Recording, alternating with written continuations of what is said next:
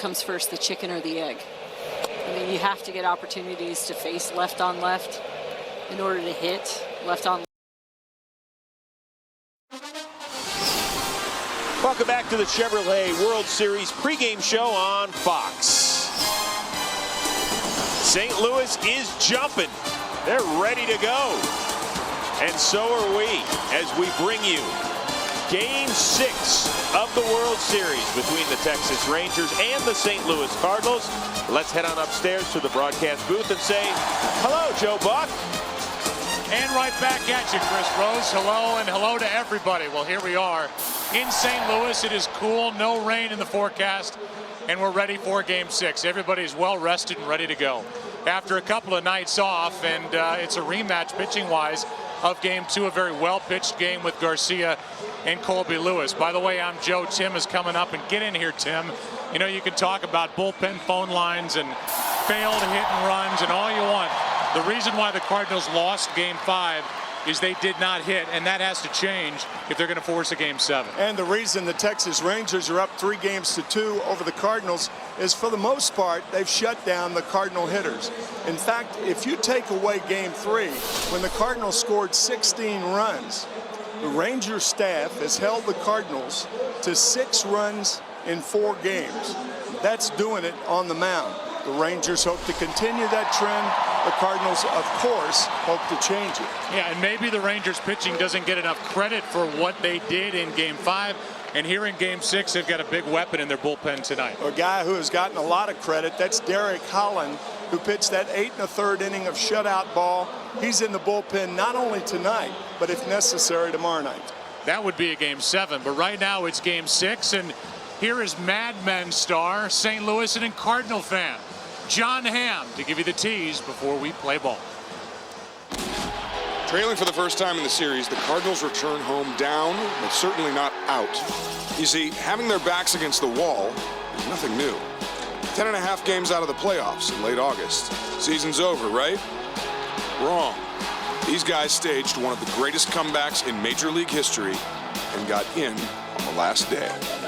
Now, over on the Texas side, this team has seemingly been playing second fiddle for most of their history. But a win tonight, and all that becomes a distant memory of their first ever championship. Will it be in the cards for Game 7? We'll find out as first pitch is coming up next on Fox.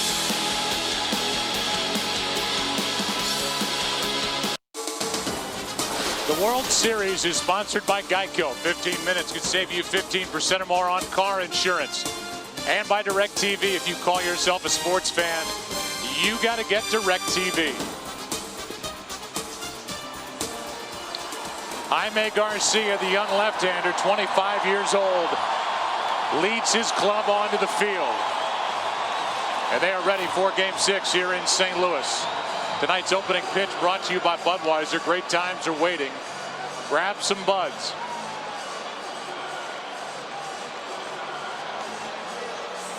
And we'll give you a look at the Taco Bell starting lineup. Taco Bell, think outside the bun. Same that tried to deal with Garcia in Game 2. Ian Kinsler leads it off at second. Elvis Andrus bats second. Then it's Josh Hamilton. Still does not have a home run this postseason. Michael Young, Adrian Beltre, Nelson Cruz is in right. Napoli's been a hitting hero in this World Series, as the guys talked about. And it's Craig Gentry getting the start in center. And Colby Lewis pitching and batting ninth as we look at the stats for the left-hander Jaime Garcia and what he's done this postseason. He had 32 starts during the season, 4 in the postseason, and is yet to win.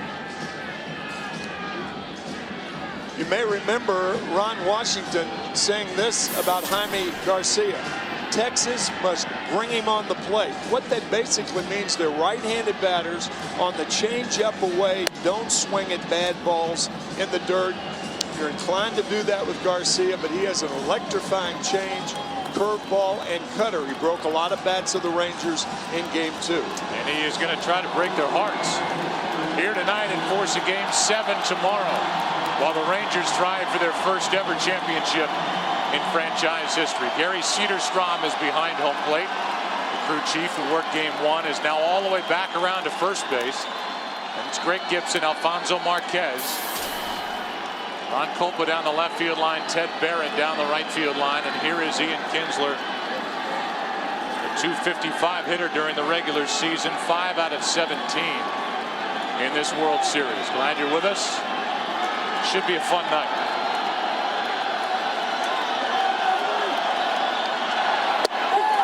Strike one.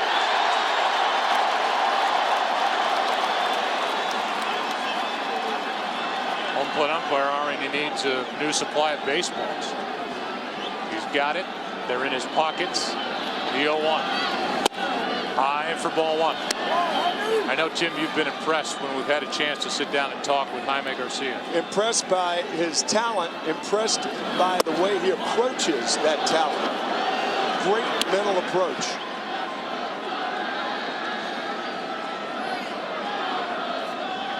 Here is a 1-1. That's in at the knees, maybe a little bit low to count. Now 3 balls and a strike. Scoreboard catches up, as do I. Look at Ron Washington.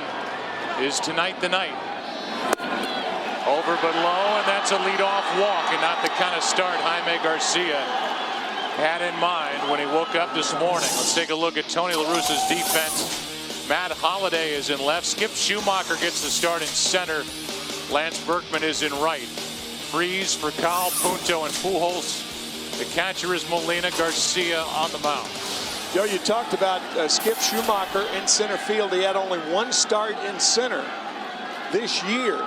So look for the Rangers to take advantage of that because of Schumacher's inexperience this year in center. And pitch down and away. Now 5 have missed in a row out of the left hand of Jaime Garcia. Elvis Andrus is at the plate. Garcia tough to run against, and the Rangers could use the stolen base quite a bit. Have only 1 steal this World Series. Cardinals have none. Strike one.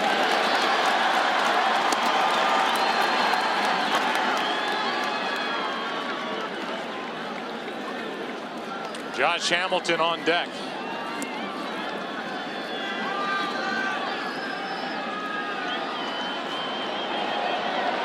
Pujols holds against Kinsler as the Rangers trying to get on the board first here tonight. That is just up and away. The count 2-1. Good pitch on which to send the runner right here. 2 balls and 1 strike. The ideal hit and run count.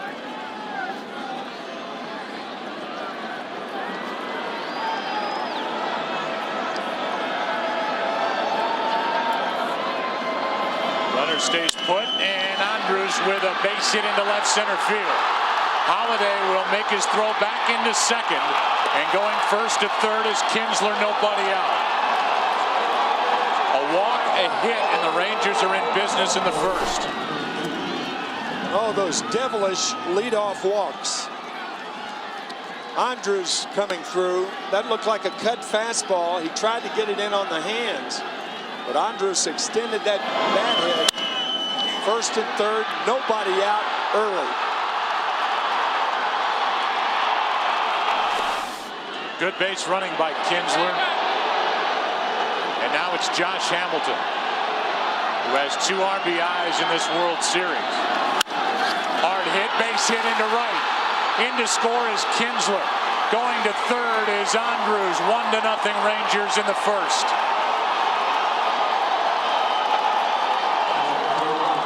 Hamilton jumped on the first pitch and singled it under the glove, or just to the side of the glove of Punto at second. He's jumped on the first pitch more than any other major leaguer this year.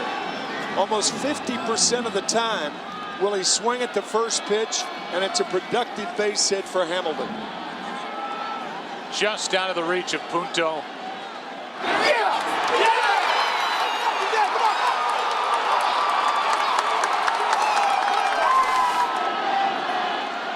And now Michael Young takes a ball in for a strike. Young so far in this World Series is 4 out of 19, a home run, 3 RBIs. The Rangers showing what they can do on the bases as well, with Kinsler going first to third. Elvis Andrus as well on the hit by Hamilton. The 0-1. Late swing and a miss, strike 2.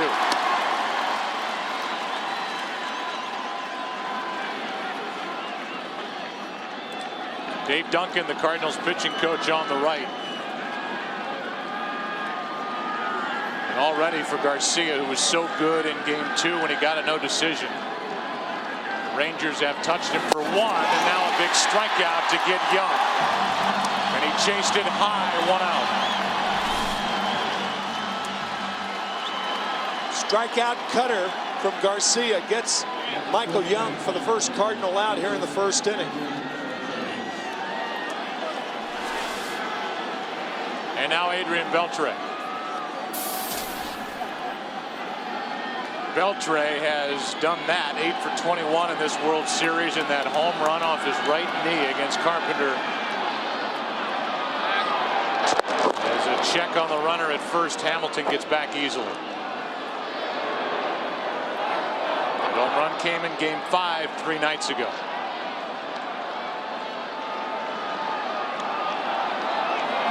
See those numbers since the 1st of September.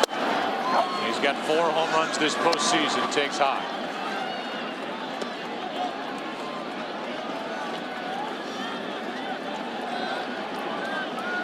Nobody defensively among third basemen has turned more double plays since 2003 than Adrian Beltre. Garcia's trying to get him to hit into one. And that pitch won't get the job done. Up, and Beltre fouled it straight back. Yeah, that pitch was very hittable. Beltre just fouled it back. Tries to square up on it. Let her high, perhaps too high.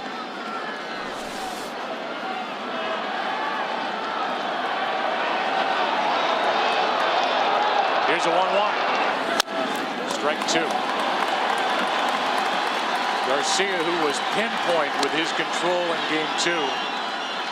7 innings, no runs, 3 hits, 7 strikeouts, 1 walk. He's given up 1. Rangers look for more.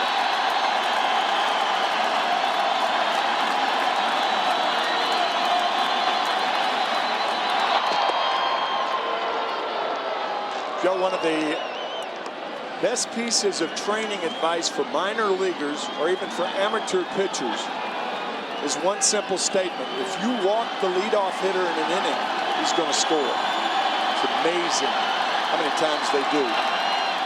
That has happened here tonight as Beltre takes ball 2. 2-2.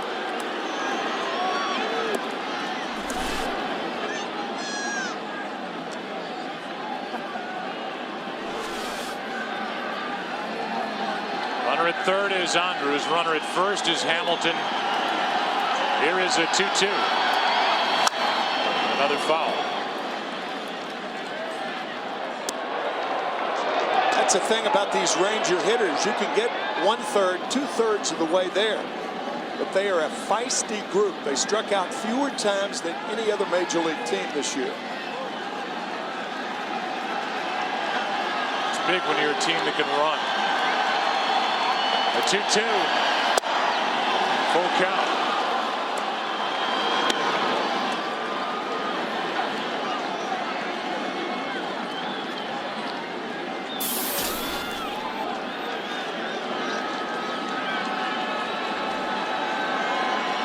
I don't think Hamilton will be running with that bad groin. He's a runner at first. 3-2. And that keeps him alive as the foul tip caught a lot of Yadier Molina. Looked like it came up under the right thigh of Yadi. He appears to be all right.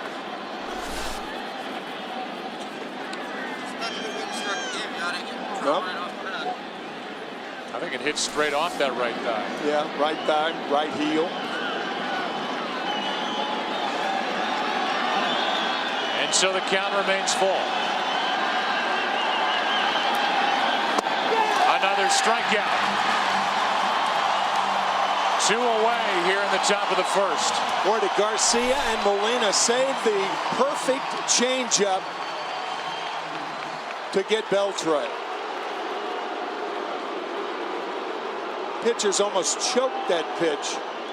Took a lot off. Second consecutive strikeout for Garcia. He's now got 9 strikeouts in this World Series, Garcia, and all of them swings and misses for strike 3. So hitters think they see something, and then it's not there. Here's Nelson Cruz. Strike 1, running away from it. Yeah, that changeup to get Beltre. You remember Ron Washington saying, bring it to the plate. That's a changeup. Bring it to the plate. If it's away, not good to swing at. To third for David Freese, and the inning is over. So young Jaime Garcia gives 1, but holds it right there. Game 6 after a half. 1-zip Texas.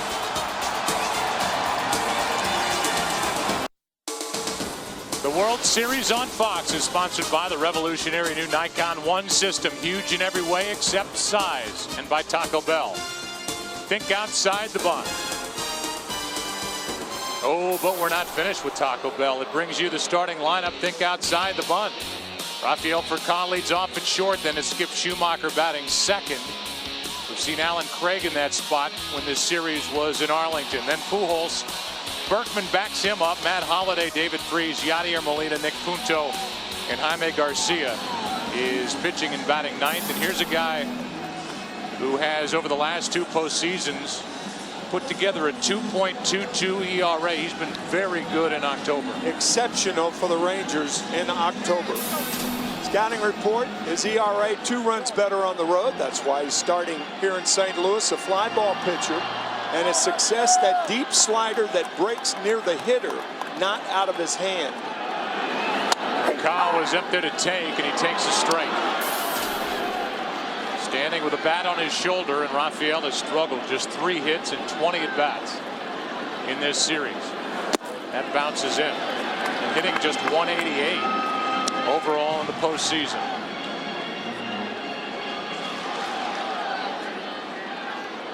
Here's a 1-1. Up high, 2-1. Look at the top 2 lineup spots. They talked about it in the pregame. 108, which is important in front of Pujols. Get traffic on in front of Albert Pujols to make the Rangers more inclined to pitch to him. And so far, Ron Washington has taken that approach when he's been able to. Anybody but Albert. 1 and 2 hitters very important, and obviously the number 4 hitter, Lance Berkman, hitting behind Pujols tonight. Here's a 2-2 from Colby Lewis. In the air to center, and Gentry goes back to grab it. 1 out. You know, Gentry's in center. To his right is Josh Hamilton. To his left, Nelson Cruz. And around the infield, it's Beltre, Andrews, Kinsler, and Michael Young. The catcher is Napoli, who's done as much with his arm as he has with his bat. And he is catching Colby Lewis, and they try and figure out Schumacher, who's hitting .500 this postseason, 1 for 4 in the World Series. Strike 1.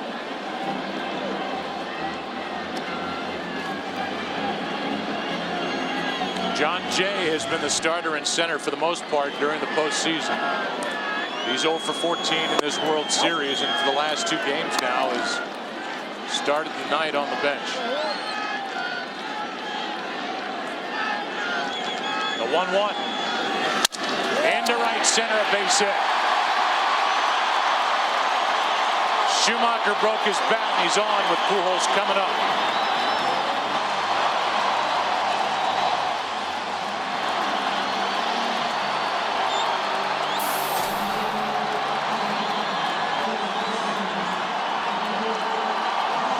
The Cardinals are hoping that they can get Pujols up there without any intention of walking him intentionally. Did it 3 times in Game 5.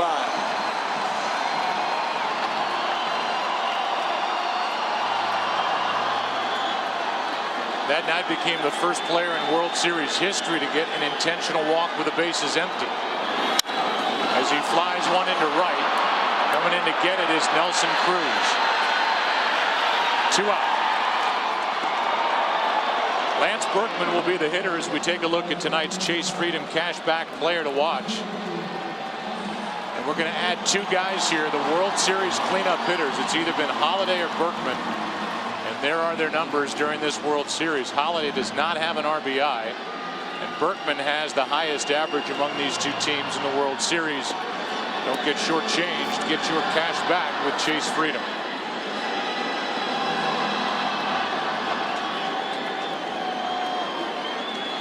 Lance 7 out of 18 to compile that .389 average.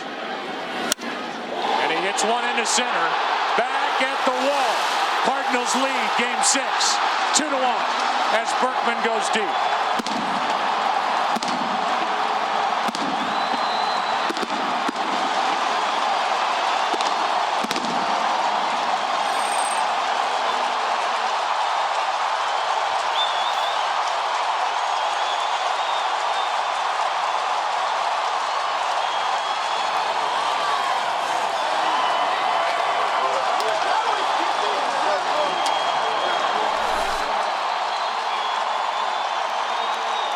Fastball away to left center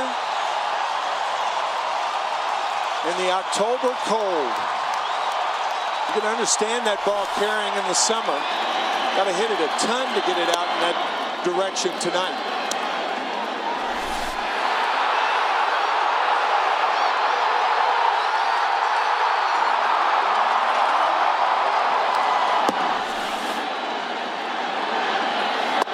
Berkman, who told us he can't wait for the postseason to be over so we can shave the gray out of that beard.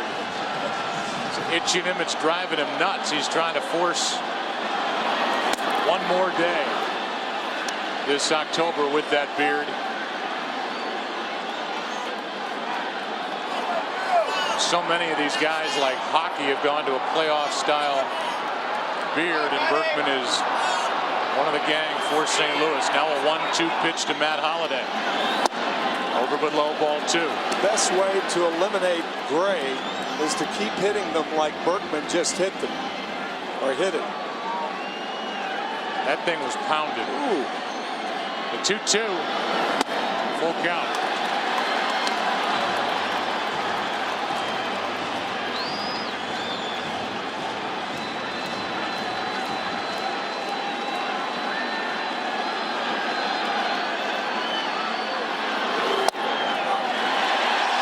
Pitch called ball 4, and it's a 2-out walk. And Colby Lewis can't believe that was ball 4 instead of strike 3. And it keeps the inning alive for David Freese.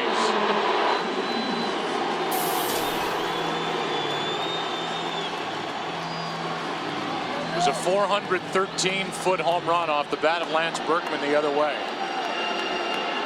Berkman, who has parlayed a 1-year, $8 million deal into a 1-year extension for 12 next year. As an all-star, hit 31 home runs. It was his second of this postseason, first of the series, strike 1.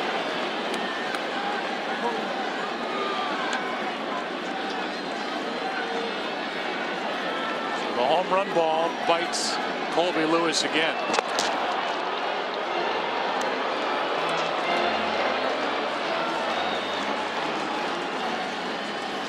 Berkman now hitting over 400 in this World Series. A long-time Houston Astro.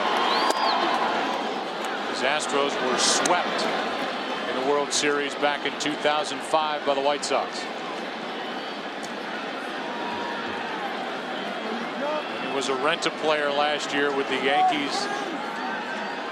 They lost to these Rangers in the ALCS. Inside, ball 1.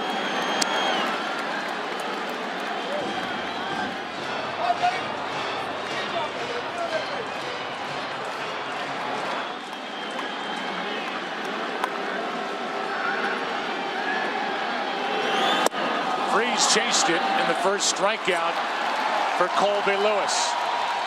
But the first World Series home run this year for Lance Berkman gives the Cardinals a 2-1 lead after 1 in Game 6.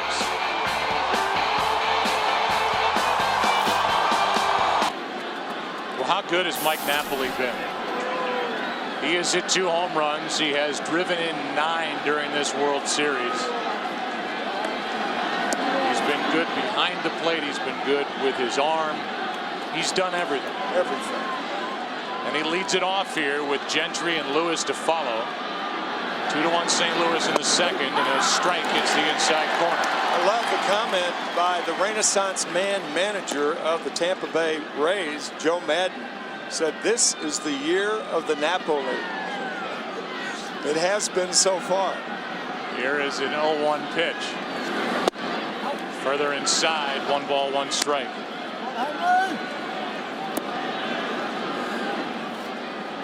On deck Gentry and then the pitcher Lewis. So a little different look to the bottom of the lineup here.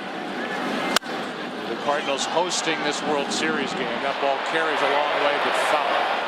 Strike 2. Here are the numbers for Napoli. 9 runs batted in. The rest of the team actually 11 now with that first inning run. Game-winning double in Game 5. And one of 2 players all time with 4 multiple RBI games in a World Series. The other guy, by the way, is Mickey Mantle back in 1960. When the Yankees played the Pittsburgh Pirates, the shot heard round Pittsburgh, the Mazeroski home run. That was in Game 7 to win it. As Napoli takes in the dirt 2-2. But we've talked about it a couple of times. He was traded twice in January, Napoli. From the Angels to Toronto and from Toronto to Texas. 2-2. Full count.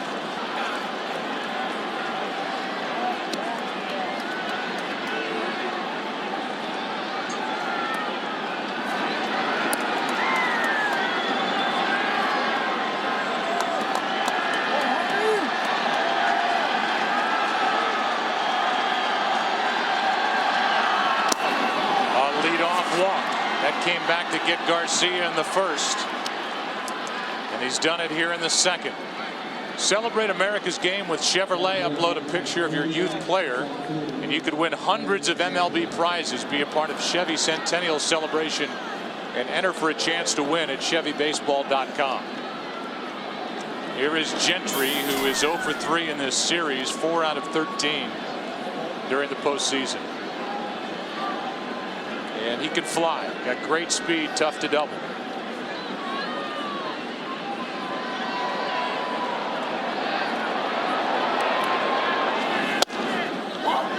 Garcia held him hitless in Game 2, and now Garcia, like he did back in the first, misses with the first to the second batter of the inning after a leadoff walk.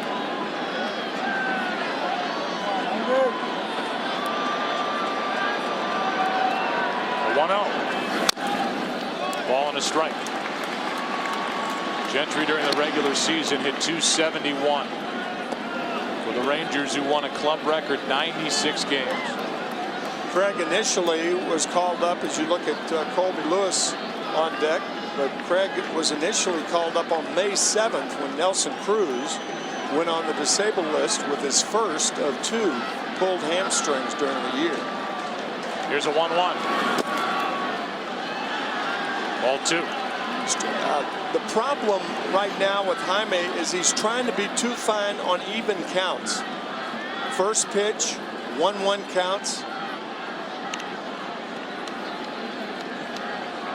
A good theory on pitching is use the middle of the plate for strikes and then expand the strike zone. Base hit left field off the bat of Gentry, gets his first World Series hit. And the first 2 are on for the Rangers in the second. And that will bring Colby Lewis in, presumably to bunt.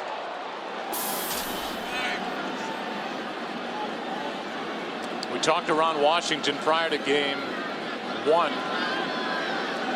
And he said, I'm going to play it straight with my pitchers. Nobody's on, they'll swing. If they run the bases, I hope they don't get hurt. And if guys are on, I'm going to have them bunt. But we saw Lewis in Game 2 swing the bat and handle the bat pretty well. Albert Pujols will dare him to swing the bat.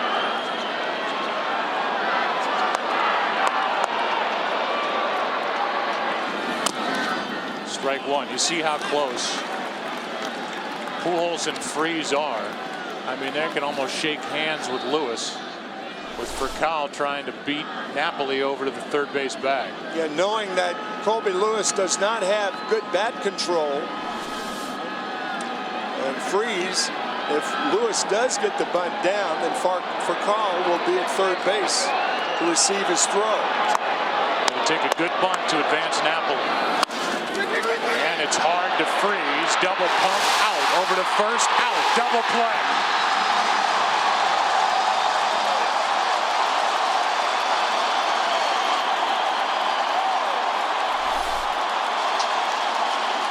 He laid down what normally would be a good bunt, but not for an American League pitcher. An easy play, and that rocket arm of Furcal gets Lewis at first base. 5, 6, 4 from the blimp.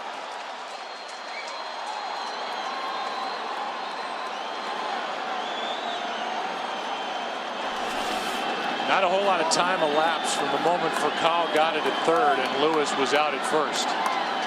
Now the tying run at second, 2 out for Kinsler.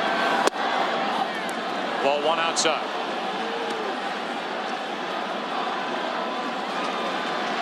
A walk and a run scored. He scored on a base hit by Josh Hamilton. Then the Rangers at first and third, nobody out, and did not score another run.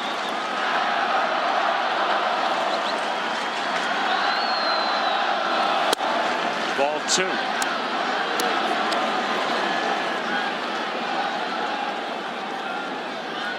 Trying to extend that to 12 straight postseason road games is Kinsler, and if he does, with Gentry's speed, the runner at second, anything to the outfield should tie this game. 2-0. 2-1. Ian Kinsler, the very definition of a pull hitter.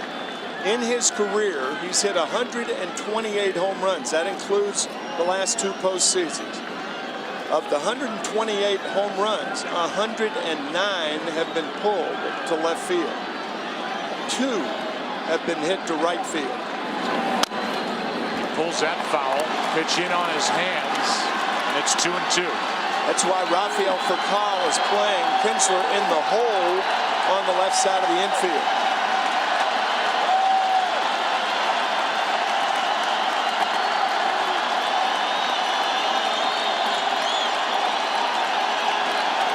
Hit 32 home runs during the regular season this year. And he launches this one foul. Played collegiately at Missouri. He didn't start there. Ian Kinsler has developed into one of the best all-around middle infielders in the game. Already 40 pitches for Garcia. It's been a struggle so far. Full count.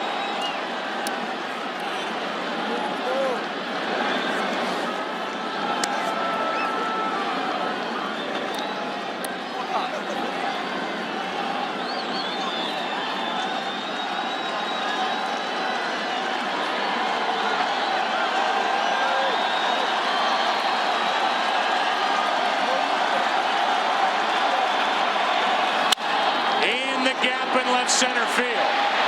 To tie this game, 1 hop over the wall. It's a ground rule RBI double for Kinsler, and it's 2-2 in the second.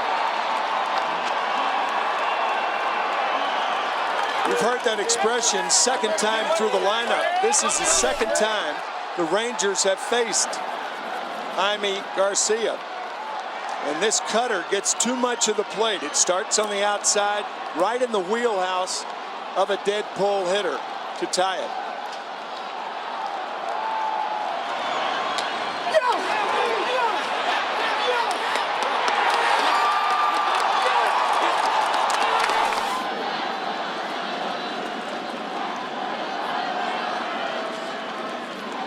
That for the Rangers is their first hit with a runner in scoring position, 2 out in this series. And Mitchell Boggs is starting to get loose. Everybody is available in the Cardinal bullpen tonight except Chris Carpenter. could get the ball in Game 7 on short rest tomorrow if there is one. Edwin Jackson on regular rest is a possibility. Even Westbrook. Now the go-ahead run at second with 2 out. And Elvis Andrews at the plate. Strike 1.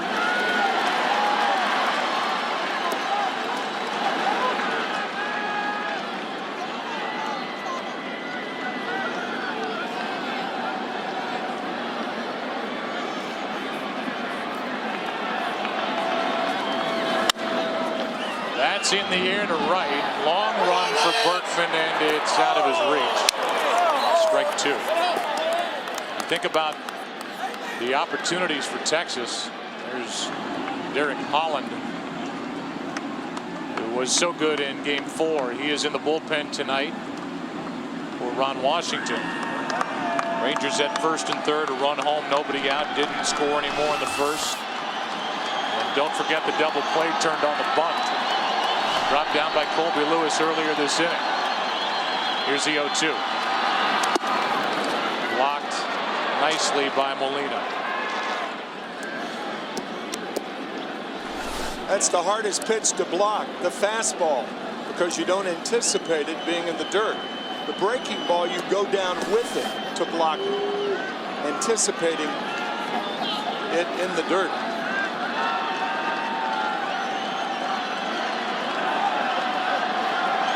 Here is a 1-2. Again, it's down. A lot of pitches down from Garcia here in the first 2 innings, 2-2. On deck, the left-handed hitting Hamilton. In the bullpen, the right-hander Mitchell Boggs.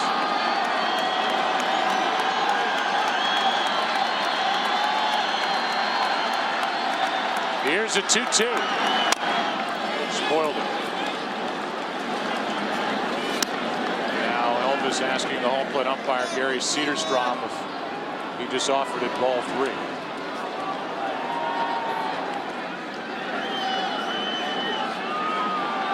Club president Nolan Ryan.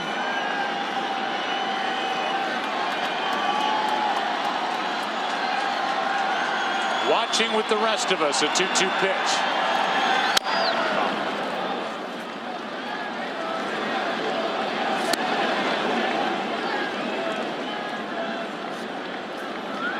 Game 2, Garcia threw 87 pitches in 7 innings. He will throw at least 49 through 2 innings here tonight.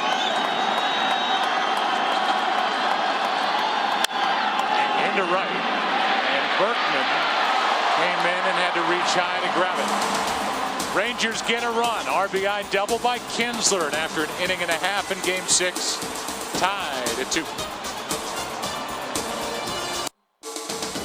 The World Series on Fox is sponsored by Budweiser. Great times are waiting. Grab some buds. Tonight's aerial coverage brought to you by DirecTV. If you call yourself a sports fan, and Tim, I know you do, you got to get DirecTV. I do, and I haven't. Bottom of the second for the Cardinals. They got a 2-run shot from Berkman in the first. The Rangers with a single run in the first and second, so it's 2-2. Here is Yadier Molina. Right back at us. Actually over us. Strike 1. Yadier is a career .324 hitter. They're in the World Series, 12 out of 37. And he waits for the 0-1 from Lewis. Right at Elvis Andrews. Yadier Molina grounds out, and he had this from home plate umpire Gary Cedarstrom when Beltre was at the plate in the first.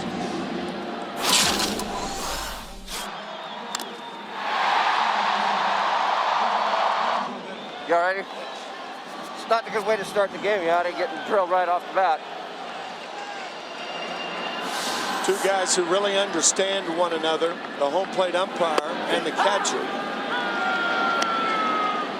They always see eye to eye, as you did back in your career. never a cross word with the guy behind the plate. No. Punto loses his bat, and it hits the front rail of the dugout, right in front of Chris Carpenter and Edwin Jackson.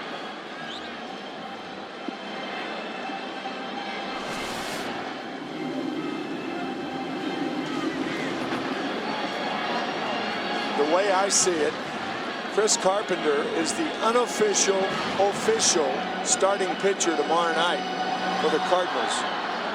I know there's been talk about Edwin Jackson. I think with Tony La Russa, obviously if they get to 7 games, when he thinks about it along with Dave Duncan, to me he's the only option. I agree. La Russa has not even gone down that path as Punto strikes out. Talking about it with us before the game, he said either way, even if we had no rain out, we felt good about how we could pitch game 7.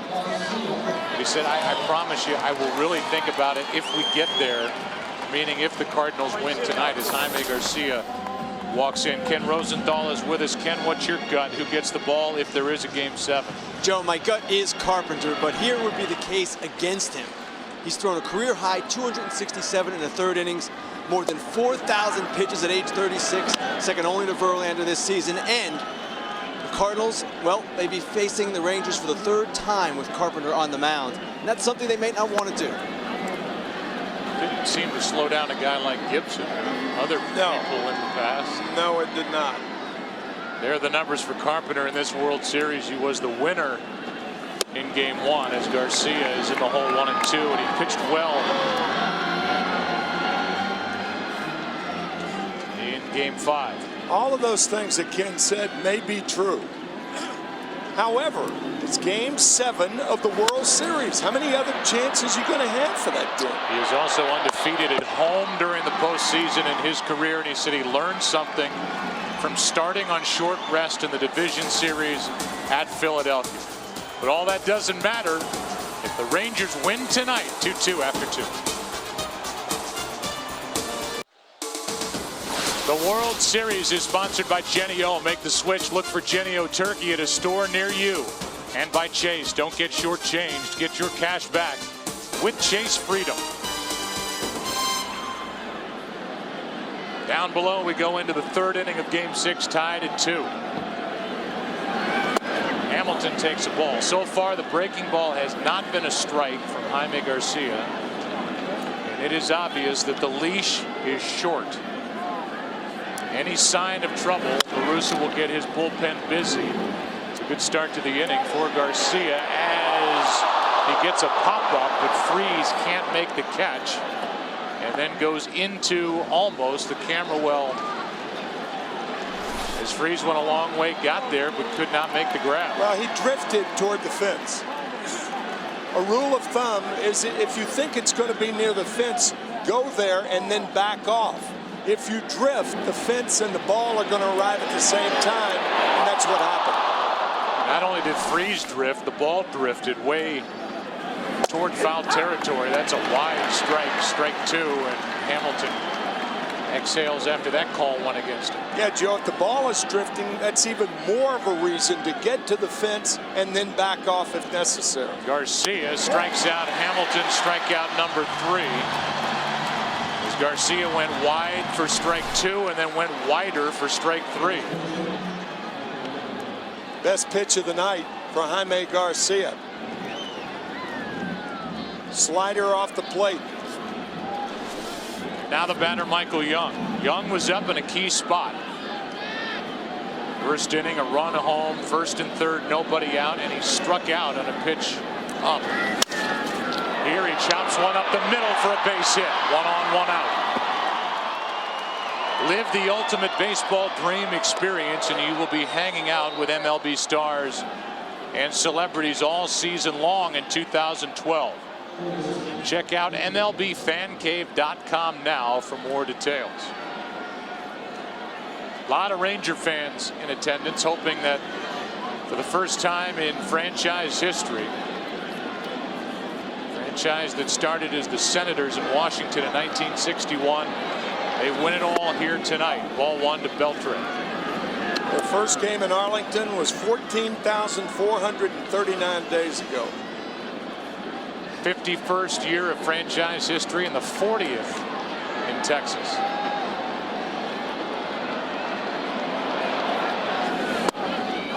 That's down and in, 2-0. On deck is Nelson Cruz.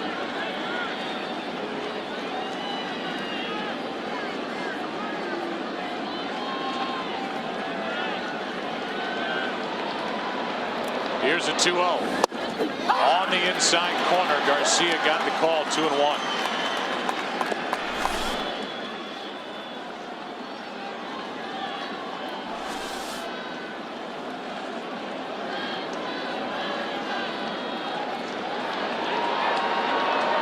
Beltre struck out his first time, now up on the count, 3-1, and this is a different Jaime Garcia than the Rangers saw stuff-wise from game 2. Biggest difference, Joe, is he cannot control his stuff tonight. He's throwing as hard. I don't think he's throwing his changeup enough either. Might be 2. Punto flips out. Furcal took care of the rest, and that was well turned. Poor flip from Punto. Furcal saved it, and after 2.5 in game 6, tied at 2.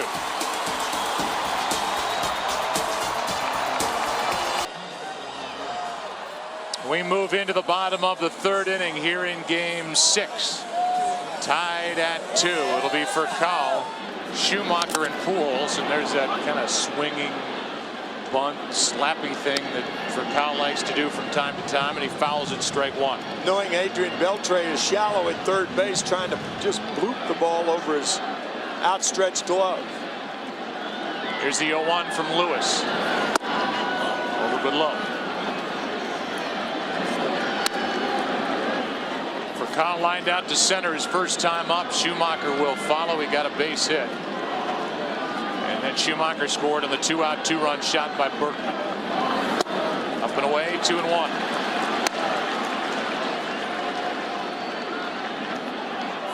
Fernando Salas getting ready.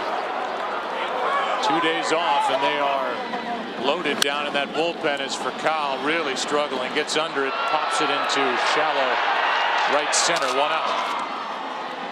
Let's go back to that double play, then end at the top of this 3rd. Gives you an idea of how many things a shortstop has to do to make this play.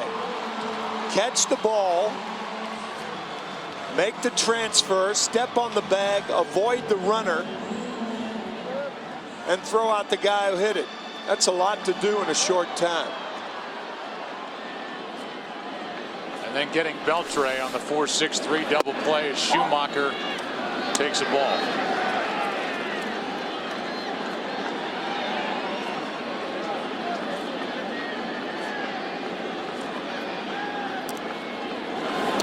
Anybody who watches enough baseball at this level, you just take the double play and turning it for granted. It's something Skip Schumacher had to really work hard at doing when he went from the outfield to the second base position. It's just not that physically easy. No. A 2-0. Fly ball into center. Back is Gentry. Right in front of the track. 2 out. And with Pujols coming up, tonight's Volkswagen Passat trivia question: how many World Series Game 6s have ended with a home run? This, by the way, is the 63rd Game 6 in World Series history out of a total of 107 World Series.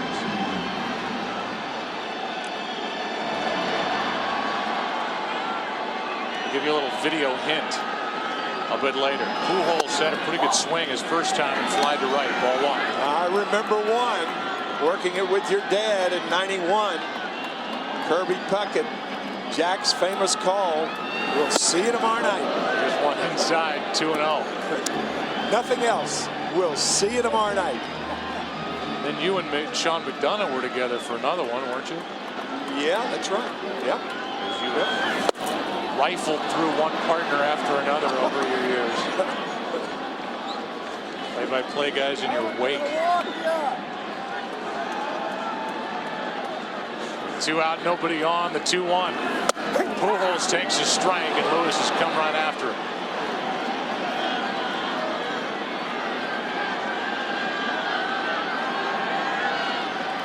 Base is empty. Pujols reached for it and fouls it.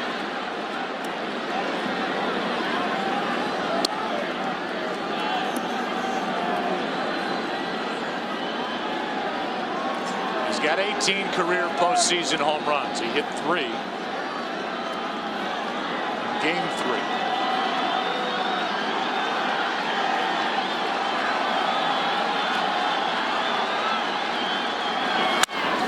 Shoots one into left. Back at the track. This ball will fall short as Pujols got under it and Hamilton hauls it in.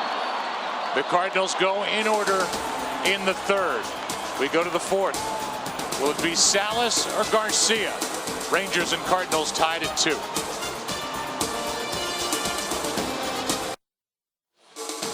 The World Series on Fox is sponsored by the all-new Volkswagen Passat. That's Das. The World Series on Fox is sponsored by the all-new Volkswagen Passat. That's Das Auto. By Citibank, what's your story? Citi can help you write it. And by J. Edgar. From director Clint Eastwood in theaters November 11th. New pitcher is Fernando Salas. Jaime Garcia is finished after 3. He allowed 2 runs on 5 hits. Big swing by Cruz, strike 1. Garcia walked 2, struck out 3, and he is out after 3. I think Tony La Russa thinking he would be pressing his luck to keep Garcia in the game. 14 batters faced Jaime, and 7 got on. He was aided by 2 double plays. Off the hands, fouled back. Strike 2. La Russa, who has worn out that bullpen, not in a bad way, but used them night after night after night. Told us before the game, I've got a rested group. They've had 2 games off. They're ready to go. All hands on deck. Here's the 0-2. Down and in, ball 1.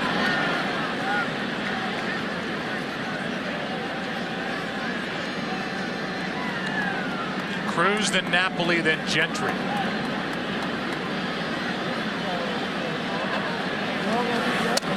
That's high, 2-2.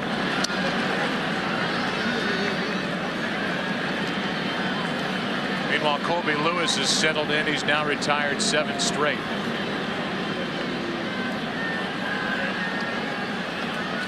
The 2-2 from Salas. Foul back and another big swing by Cruz. Trying to tie the all-time record for home runs in a postseason. He's got 7. The record is 8. Bonds and Beltran.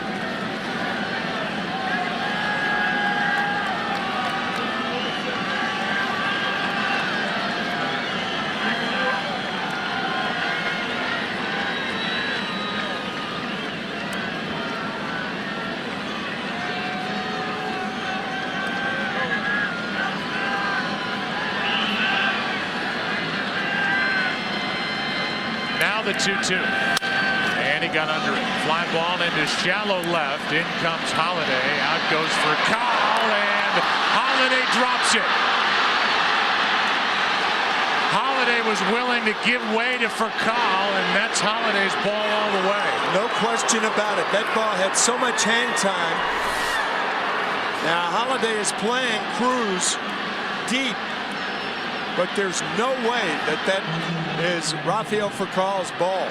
Holiday should call him off immediately. A crisis. They clash. An error on Holiday, I would think.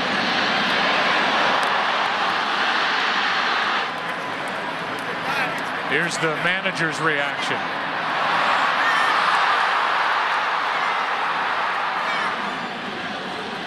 So a pop-up goes for an error. That's Holiday's first of the postseason. Furcal kept drifting out there, and Holiday was willing to let him go after a ball that was Holiday's all the way. With that much hang time, always the left fielder's ball. Now Napoli has another RBI chance. We'll see how Salas does trying to get around that error.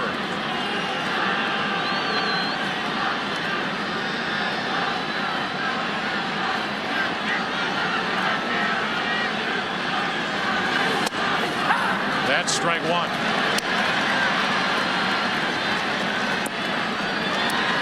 That will remind Cardinal fans of Holiday's drop in the division series. He's yelling, "Take it." Holiday dropped a ball out at Dodger Stadium against LA back in the division series of '09. It trickled away from Molina, but he got back on top of it. The count evens 1-1.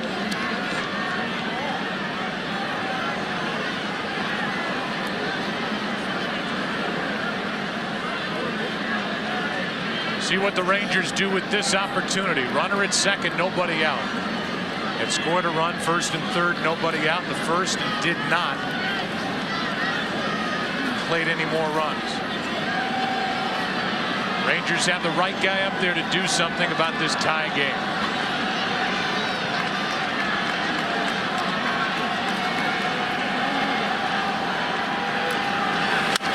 That is fair. Down the right field line. Cruising around third is Cruz, and it's 3-2. Texas on top. An error followed by that well-placed single by Napoli, who's got another RBI.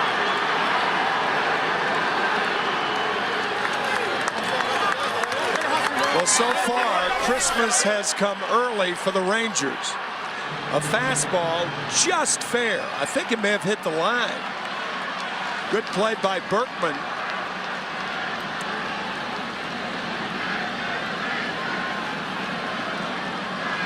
Just inside the line and clearly fair. Called by Ted Barrett, the right field umpire. Now the batter is Gentry. Made the start because of the left-hander Garcia on the mound, and there's the reaction from the club president, taking advantage of that error as Cruz comes home to score. RBI for Napoli, and that is number 10.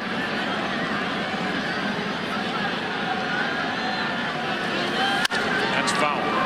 That now makes Napoli number 1 all-time against the Cardinals in World Series RBIs. He's tied with Lou Gehrig, who drove home 9 back in 1928. But now Napoli has 10.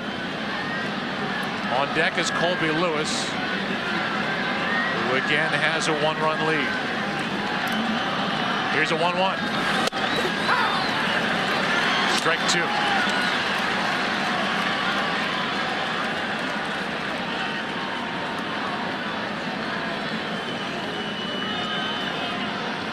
Still nobody out in the inning. Gentry with a base hit. Led to a run last time up, and now he strikes out for round number 1.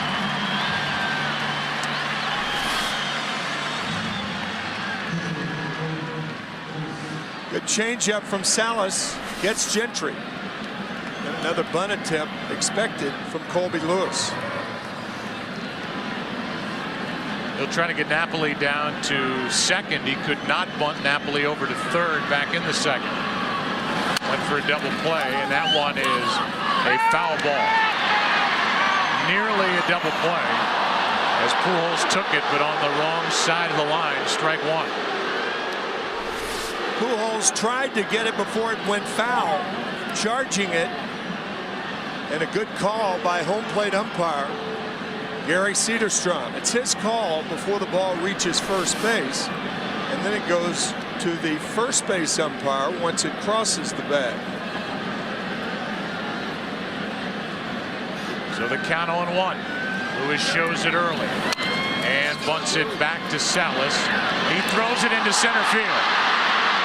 Stopping at second is Napoli, and he's hurt.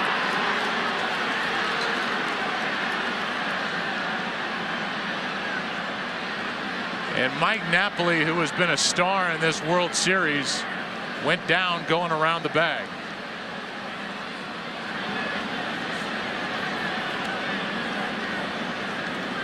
And it's the second error of the inning on this throw by Fernando Salas. I think Salas thought if he could get the ball to second base, the double play would be completed.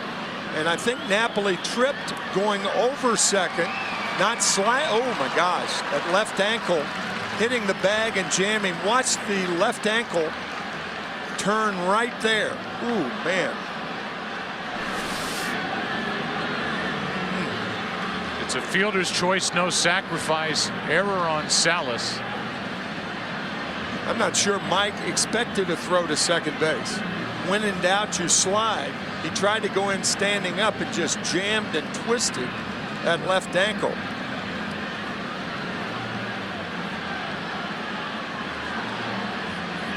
Sometimes a shortstop will decoy a throw. He'll act like there's no play. For Kyle, a very experienced shortstop. But that throw, he had no chance for that throw by Salas. So the Cardinal defense has committed 2 errors in the inning, one on a routine fly ball. And trying to straighten out or loosen up that left ankle is Napoli after he went down hard.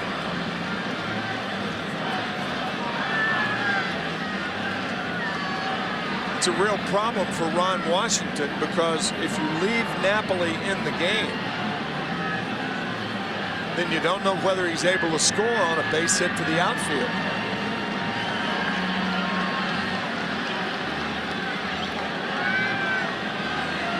You want to make absolutely sure that he can run.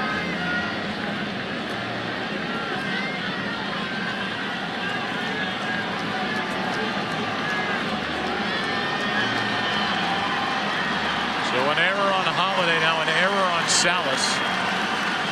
And Napoli will stay in the game with Ian Kinsler coming up. And Joe, even if he can run, you're not sure whether he can squat or not.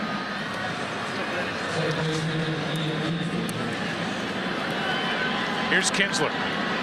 RBI double his last time up, a walk and a run scored in the first.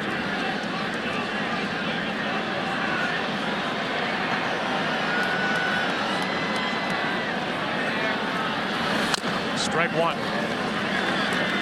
You wonder how you can watch an ankle bend like that and the guy's okay to continue in the game, but so far Napoli says he's good enough as he continues to try and move the ankle around and stretch it at second base.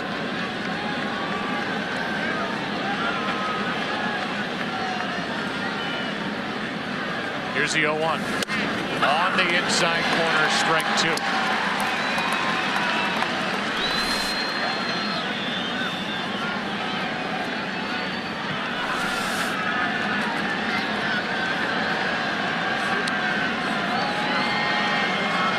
Salas has the count at 0-2 and now gets him looking 2 out.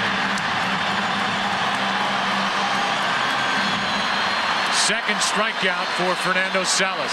You could look at Ian Kinsler thinking that ball was high. Fouls the first pitch off, second pitch on the corner, and he thought that pitch was high, but a sharp breaking curveball gets Kinsler.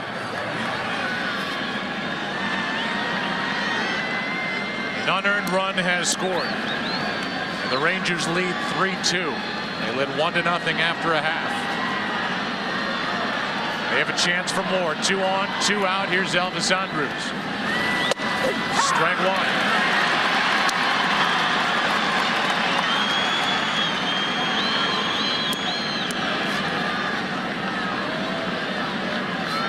1. Rangers have already stranded 3 and have hit into 2 double plays.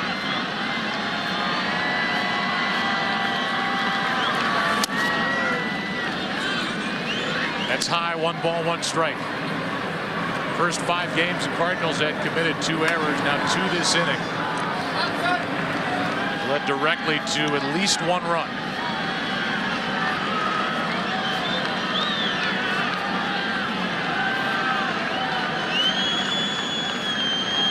Here's a 1-1 to Andrus. Off the hand, strike 2. Elvis had been hot the last 6 games coming into tonight. Hitting over 300. He singled his first time. Line to right in the second.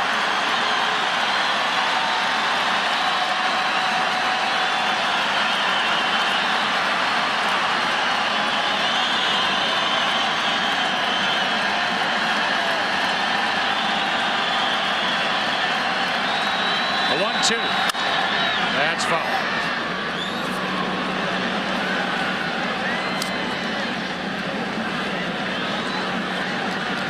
2 strikes and 2 outs. The runner at second base is reminded when the hitter starts his swing, you take off.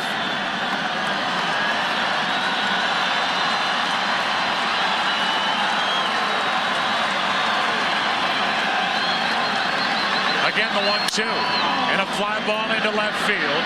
Holiday turns all the way around and makes the catch to end the inning. It was an error by Holiday that started the frame on a ball hit in the air by Cruz. Then an RBI hit by Napoli. 3-2 Texas after 3.5 in Game 6. Once again, tonight's Volkswagen Passat trivia question: how many World Series Game 6s have ended with a home run? The answer: 3. Fisk in '75, Kirby Puckett in '91, and Joe Carter for Toronto in '93. Tonight's aerial coverage is brought to you by DirecTV. If you call yourself a sports fan, you got to get DirecTV. Berkman with a 2-run home run his first time up. And this time he grounds one off the glove of Young, who recovers to get the out, and now they say Lewis missed the bag. He was there, got the throw from Young, and no argument from Colby Lewis as he evidently missed the base. Stepping over the bag, and a good call by Jerry Lane. First base umpire can see that clearly because that's the side of the base over which he stepped. Good call by Jerry Lane. So an error by the Cardinals to open the top of the 4th, and an error by the Rangers here in the bottom of the 4th. Got to be against Michael Young. It is. Now the batter's Holiday. Ball 1 inside. Holiday didn't look like he was seeing the ball well at all in left field. Nope. The ball that he misplayed for an error, and even the one he caught, hit by Elvis Andrus to end the top of this 4th. That's right. Here's a 1-0. Inside, 2-0 from Colby Lewis.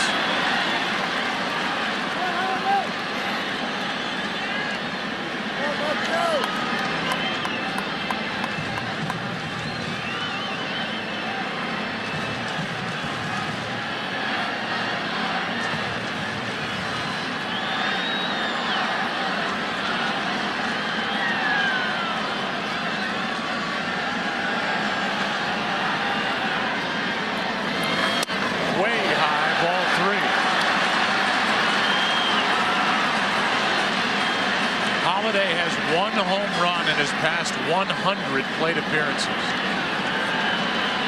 So I think Tony La Russa would be less inclined, since he's struggling like that, to let him hit right now. And he walks. An error, now a walk, and the Cardinals have something going here in the 4th. There's that play at first with Lewis missing the base, and here's the infrared look. The hot spot, and you can see completely came up empty. No mark on the bag. And Berkman was on to start the inning now. The second walk issued by Lewis both to Holiday. Here's David Freese, who chased a pitch and struck out his first time.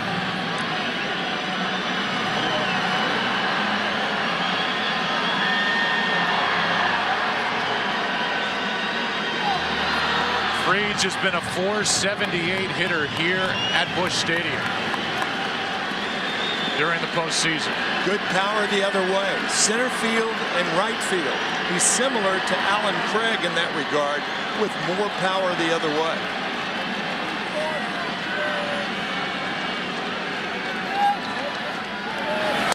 Ball 1, that's 5 in a row. After the guy on the mound missed the base, going to first, covering.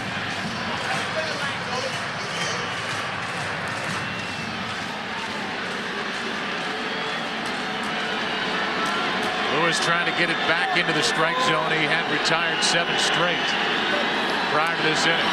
There's a strike, 1-1.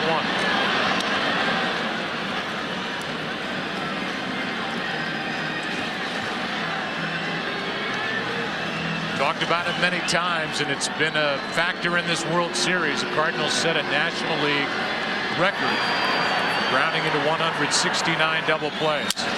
Here's one to second. Kinsler flips out over to first. Wild. It gets away, but not far enough for Berkman to score, and it's first and third, one out.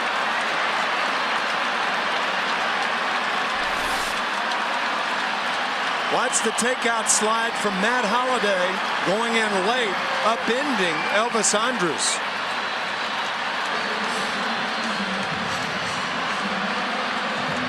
And that caused the wild throw, and the Rangers get a break of that ball hitting the fence and coming back on the field instead of going in the dugout.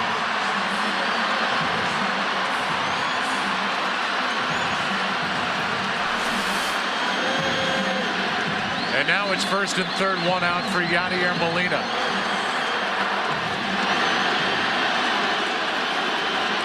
The ball was not hit that hard, and that gave Matt Holliday a chance to get down right on top of Elvis Andrus to upend him.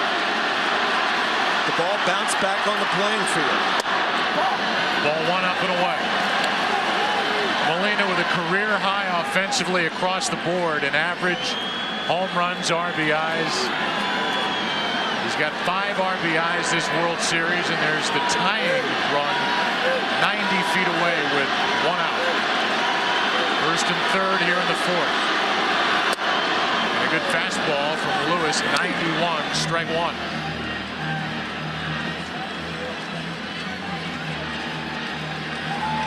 No error on that throw. You can't assume a double play. It's a force out, 4-6. Only one error in the bottom half of the inning to this point. Runner goes, and Freese will come back on strike two. Excuse me, Joe, that was a hit and run. Freese not a fast runner, but the speed of the runner on at first base really has nothing to do with it. It's whether the hitter can make contact, and Molina did, but fouled it back. Tony La Russa trying to stay out of the double play with that play.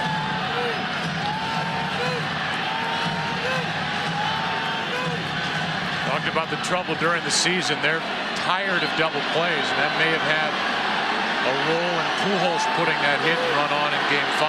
Right. Pujols led the team, by the way, grounding into double plays. There's a step to third, look to first move, and everybody stays put.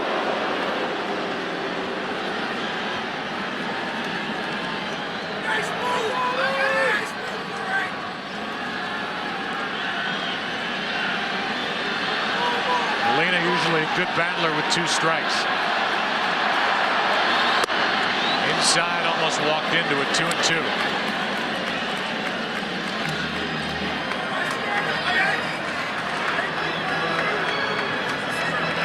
Yadier Molina with 2 strikes tries to go the other way, up the middle to right field with 2 strikes. That's why Lewis tried to come inside. That's a way to thwart that swing.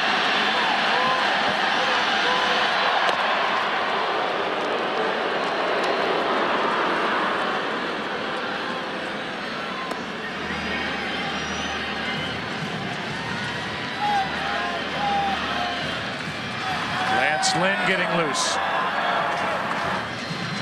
Punto on deck in the pitcher's spot. The 2-2. Inside, a full count.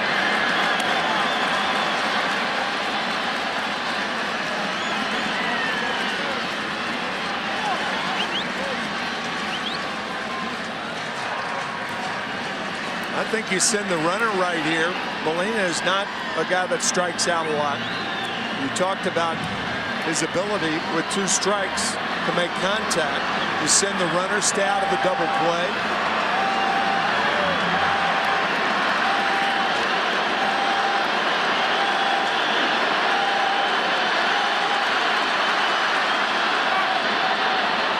And if you're the runner at first base, you're not running to steal the base. You're taking off, so you can't break too soon.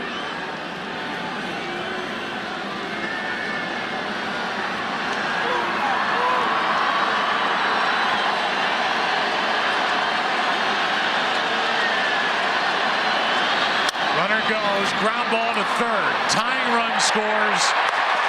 It's 3-3 in the fourth. And the Cardinals started the runner on a 3-2 count. And they've come back to tie it, have the go-ahead run at second, 2 out. You're not sure if the double play would have been turned had Freese not run on the play. But perhaps it would have because of the speed of Molina, not a fast runner.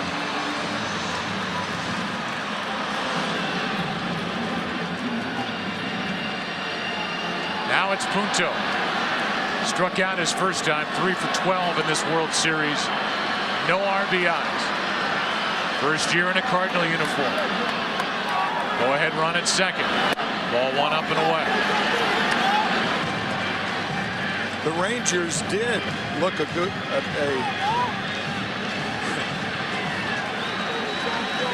never mind. We'll get back to you. Here comes a 1-0. 1 ball, 1 strike. They did look that gift horse in the mouth, didn't they? I was wondering where you were going. Glad you brought it. I was too. Glad you brought it home after the foul. But an error causing a run in the top of the fourth, an error causing a run in the bottom of the fourth. Now I got it. That's us, just to put a face with the phrase. 1-1. Go ahead and run at second, 2 out, and that's up and away. On deck is John Jay. Rangers will have the 3, 4, 5 hitters in their half of the fifth.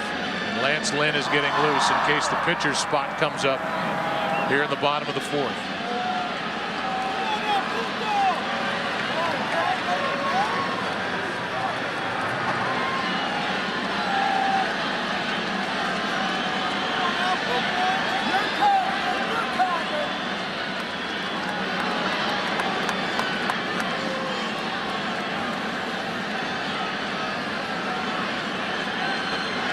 Punto drove home 20 during the regular season.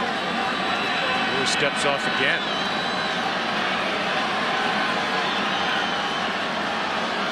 And he wants Napoli to go through the signs again.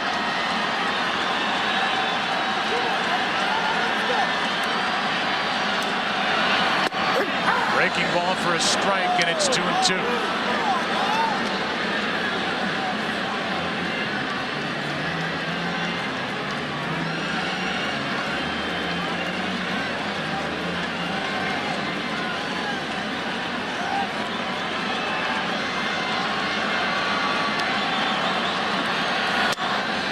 Just up and away, a full count.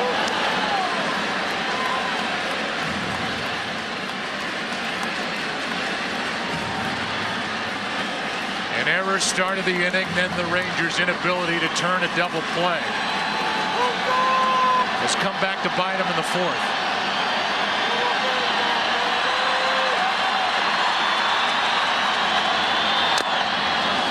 That ends the inning as Punto strikes out for the second time tonight. And we go to the fifth of Game 6. There's the error in the top half, the error in the bottom half.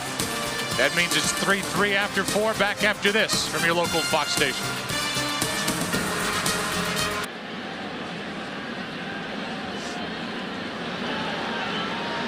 Rangers have the heart of their lineup. Hamilton, Young, and Beltre against Salas and Apapa, which has been anything but routine tonight.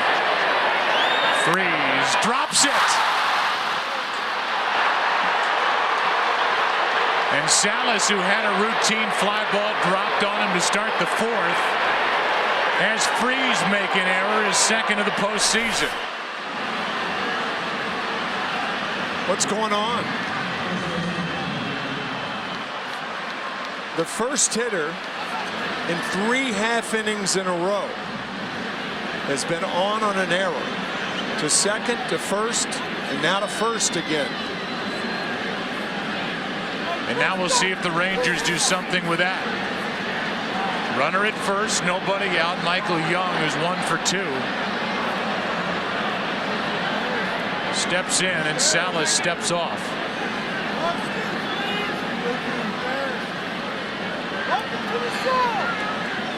Young struck out in the first.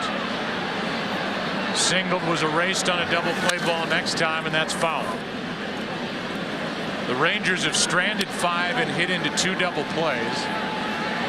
The man at the plate committed the error to start the bottom of the 4th inning, which led to the tying run, which followed the inability to turn a double play. Every game in this World Series has been memorable. This one is headed down the path of being memorable for poor defense.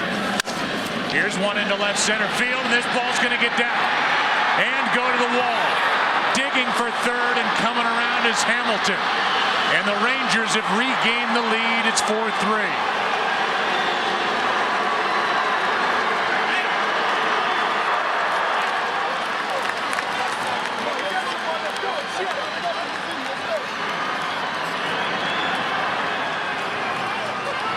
When you play defense poorly enough, runners are destined to score. Good hitting by Michael Young to drive in Hamilton, who reached on the arrow.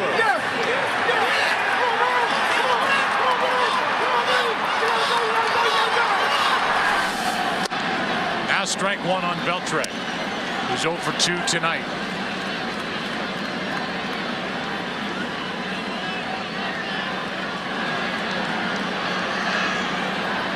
Runner at second, 1 out. Rather nobody out after that error, then the double. And the 0-1 inside. Ball and a strike. This has got to be the oddest game of the postseason so far this year. No question about it. Routine plays are not routine. Here's a 1-1 to Adrian Beltre. In for strike 2.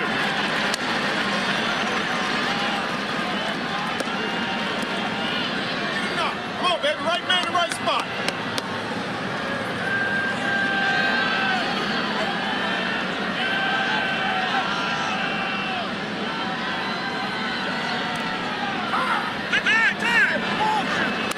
Before the 1-2 pitch, time is granted by the home plate umpire, Gary Cedarstrom.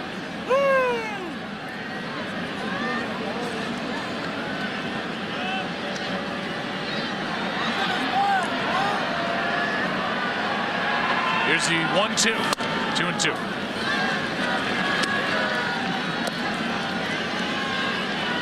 Nando Salas took over last inning. Garcia, the starter, lasted 3. Allowed 2 runs on 5 hits. An unearned run scored last inning, an unearned run scores here in the 5th.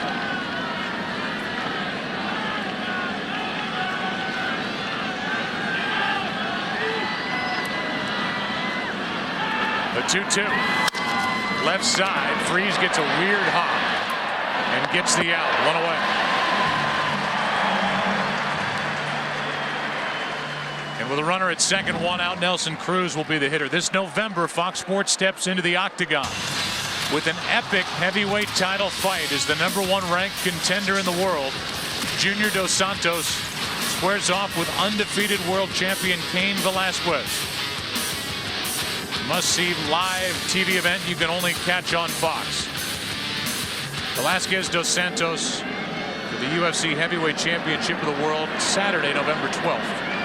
Only on Fox. Here's Cruz. Ball 1 low.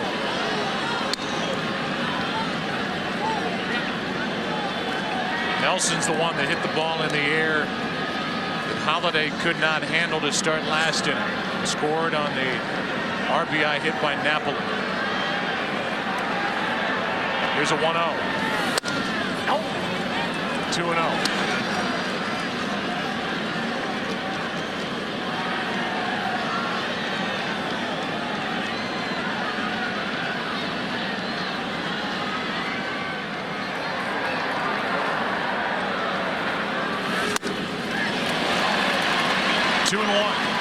You notice that open stance of Nelson Cruz.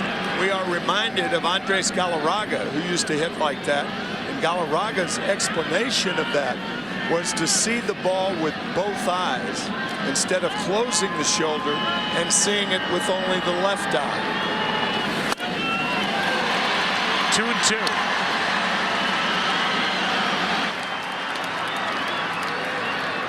Cardinals have committed 3 errors tonight, the most by St. Louis in a World Series game since '43. Game 3 when they committed 4.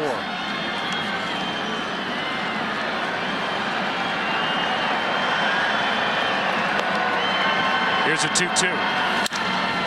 Fly ball into center. Got it down toward the end of the bat. Schumacher makes the catch. Tagging and advancing is Young, 2 out.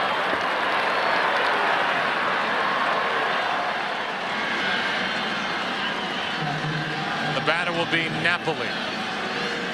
Nikon 1 replay cam, the 3 errors. Holiday and left. The throwing error by Salas on a bunt, and then this one that started the 5th on a pop-up that Freese dropped.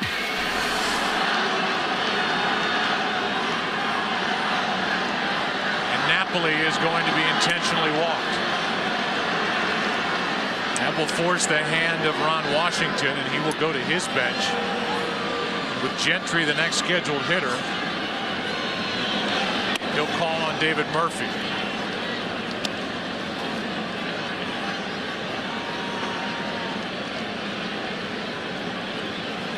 This will be ball 3 of the intentional walk. Napoli will be on base for the 3rd time tonight. He has an RBI single and 10 driven in this World Series. And it's 1st and 3rd now with 2 out. Dave Duncan will come out and go over the scouting report on David Murphy, just to make sure. The Geico in-game box score for the Texas Rangers while they talk. Kinsler's been on base twice with a double, an RBI, a walk, and a run. Andrus has a hit. Hamilton an RBI hit. Michael Young with a go-ahead RBI here in the 5th. He's 2 for 3. And then down toward the bottom, RBI hit by Napoli and a base hit by Gentry. Now Murphy is hitting in that spot. See the number at the bottom line. He is 11 of 34 this postseason, but just 2 for 11 during the World Series. But one of those hits off Sepchinski in the 8th inning of Game 5. That allowed Napoli to hit, and he doubled as the Rangers beat the Cardinals. Remember, Colby Lewis, the pitcher, is on deck. Ball 1 down and away as Derek Holland, the left-hander, who was brilliant in Game 4, going 8 1/3, gets loose.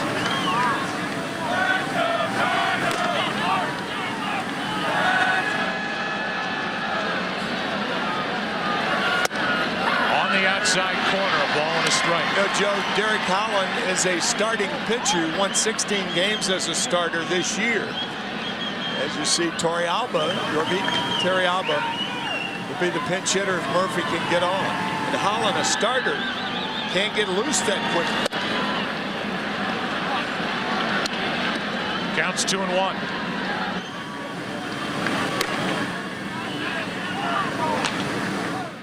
Called upon to get loose like a reliever instead of a starter. Here's a 2-1 outside. Be interesting to see if Torey Alba comes up. If he's a decoy and Colby Lewis will hit anyway, or if it'll be Torey Alba and then Ron Washington would have to go to Derek Holland. That depends on Murphy getting on. The 3-1. That'll load him up. We'll see if it's Torey Alba or Lewis. Torey Alba's walking back to the bench, and Lewis will come to the plate. Torey Alba was just a decoy. So was Derek Holland. And La Russa didn't bite. Instead of pitching to David Murphy, he's going to make Colby Lewis beat him with the bat for more runs here in the 5th.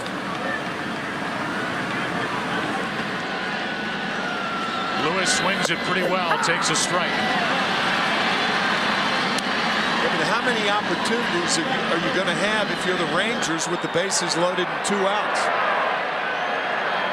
So that leads me to believe you would have lifted him for the pinch hitter. I would, yes. Here's the 0-1. Strike 2. Forget Holland with all the arms that they've got down there in the bullpen. That's like right. Feldman, Ogando, Adams, who's had virtually no work. But Lewis will stay in the game.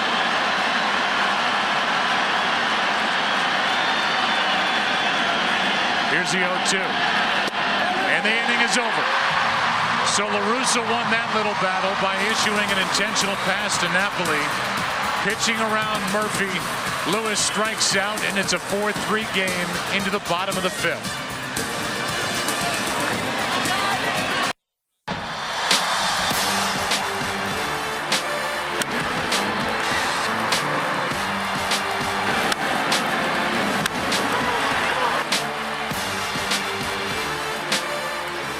It's a 4-3 game into the bottom of the 5th inning. The Cardinals have committed 3 errors. The last 2 runs that have scored have been unearned as David Murphy stays in the game and left. That moves Hamilton to center. And John Jay will bat hitless in this World Series, 0 for 14. He bats for Salas, who went 2 innings, allowed 2 runs, none earned, 2 hits. 2 walks, 1 intentional, 3 strikeouts.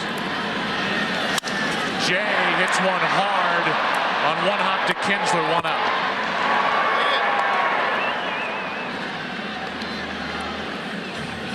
And back to the top of the lineup, Rafael Furcal. And if you're Ron Washington, you're hoping and praying that Colby Lewis can get through this half inning without having to go to your bullpen, because he just stuck with him in a spot where a base hit would have given the Texas Rangers some breathing room. Yeah, and as we said, as you look at Lance Lynn, you never really know when you're going to have another chance with the bases loaded for that 1 hit to break things loose. First pitch is strike to Furcal, who is hitless tonight. Now ball. 1 ball, 1 strike, and Rafael's 3 for 22. Pujols due up 4th this inning, so he is after Schumacher.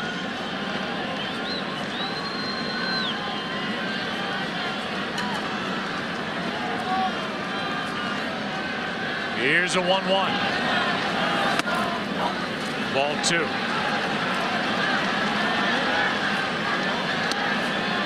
I say you want Lewis to get through the half inning, because if you didn't lift him for the pinch hitter, going with your starter instead of having to go to the bullpen anyway here in the 5th. That's low, 3-1.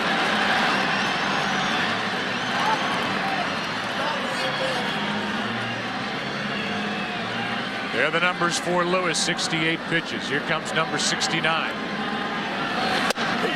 It's a full count.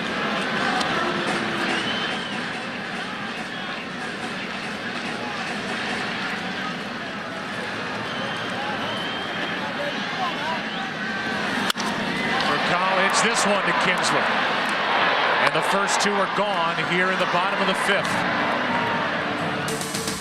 The World Series on Fox is sponsored by Chevrolet. Thanks for making Chevrolet and baseball a part of America for the last 100 years. Here is Schumacher, 1 for 2. Joe, considering that decoy with Torrealba out there, I think had Ron Washington gotten up another reliever like Scott Feldman, or someone who could have warmed up very quickly. Here's a line drive caught. Tony La Russa may have bought it. He didn't with Holland. Now we'll see Lynn coming out of the pen as we go to the 6th inning of Game 6. Rangers up 4-3.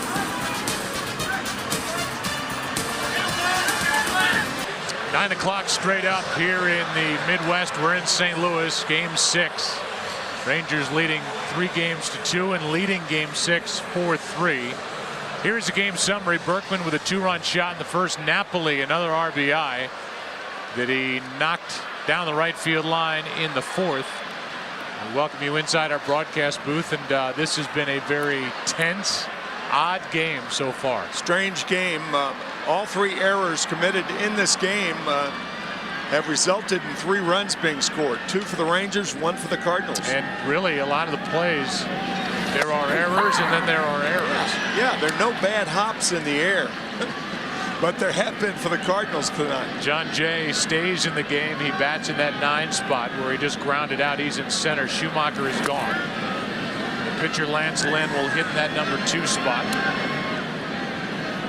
Count 1-1 on Kinsler. Top of the order for the Rangers, up by 1.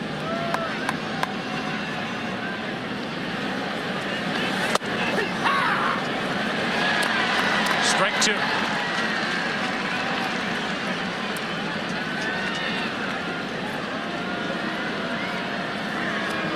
Andrus and then Josh Hamilton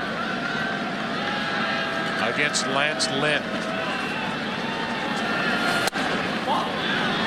Fastball upstairs, 2-2.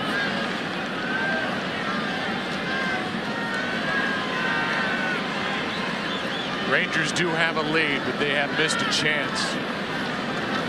Inning after inning for many more runs. They've left 8 already and hit into 2 double plays. Counts full.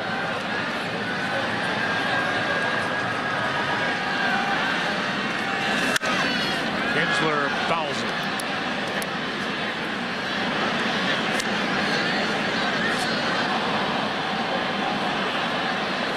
Russa had to go to his bullpen in the 4th.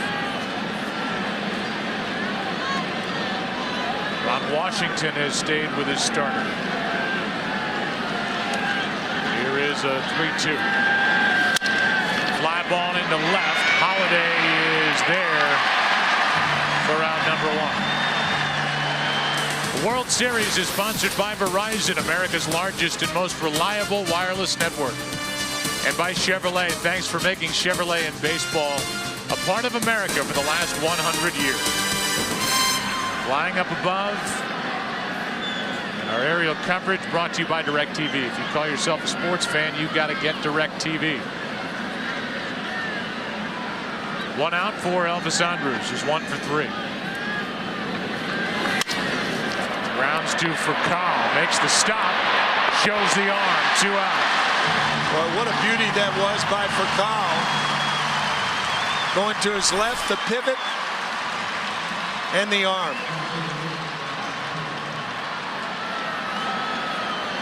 Furcal's not hitting, but he has not carried that with him into the field. Made some good plays in this series. That was one of them.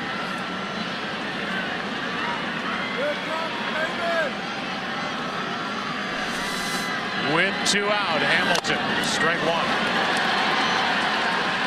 St. Louis in the bottom of this 6th will have Pujols, Berkman, and Holiday.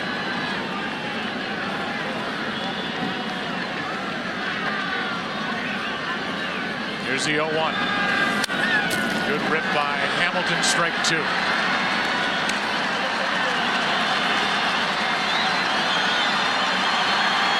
Michael Young has the go-ahead RBI double. That happened in the 5th.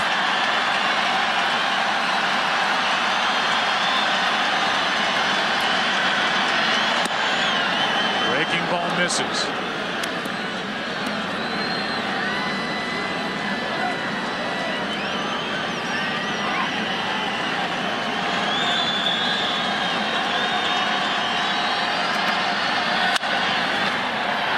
The glove of Pujols and into right.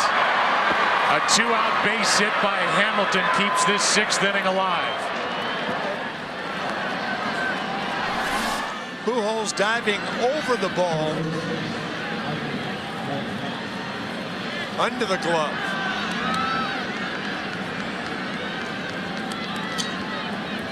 Ball didn't come up for him, stayed down, and Hamilton with another hit. He is 2 out of 4.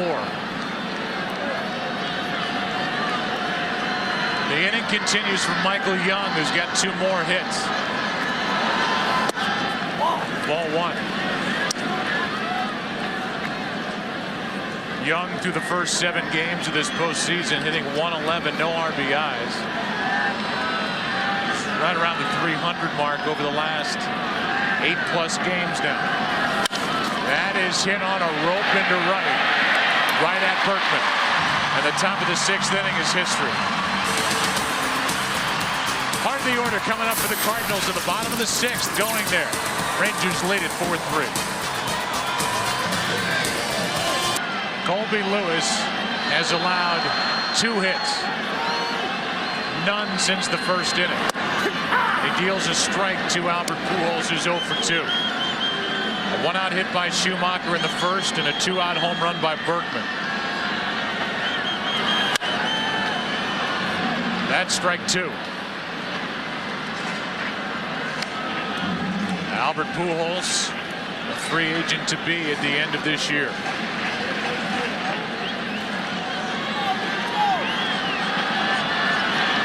Here is an 0-2 from Lewis. Just inside, and Lewis looked away after not getting the call. Watch Gary Cederstrom behind home plate. A little nudge. He wanted to go up with that right hand, but thought better of it. Very close. Here is a 1-2. Got him on the inside corner, 1 away. Lewis came back with the same pitch. And that's strikeout number 4 on the night for Colby Lewis. First pitch, a breaking ball. Second pitch, and Pujols is in the hole, and he finally comes back with a 1-2 fastball. Pujols saying it was the same place as the 0-2. But he's gone. And now Berkman, who's been on base twice, reached on an error last time up. That's foul. Now Alexio Gondo gets loose. Pujols is 5 for 21 in this series, but all 5 hits came in game 3.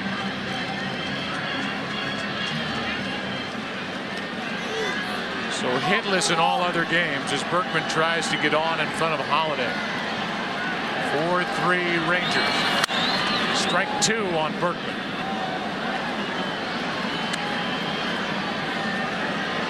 Colby Lewis, who is 4-1 in his career during the postseason.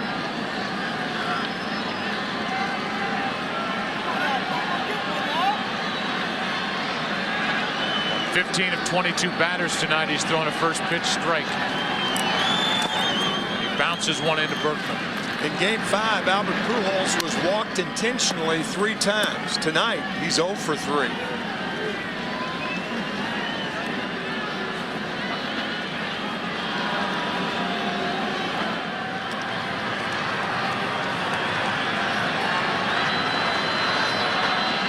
Here is a 1-2 from Lewis. 2-2.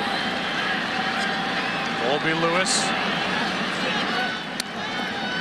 was originally a 38th overall pick by the Rangers in '99. He has had a long and winding road back to the Texas Rangers. Good last year during the postseason. Trying to win the clincher here tonight. The 2-2. Slow roller, tough play. Beltre with a bare hand, no throw. And it's an infield hit for Berkman on base for the 3rd time tonight.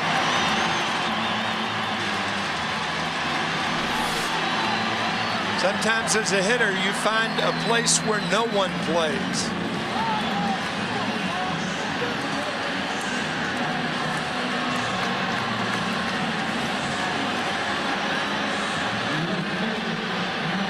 And even had he come up cleanly, probably doesn't have a play. Beltre, and now tying run is on at first, 1 out for Holiday, who has walked twice tonight.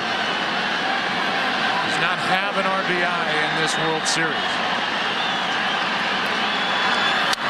Big swing and a foul straight back.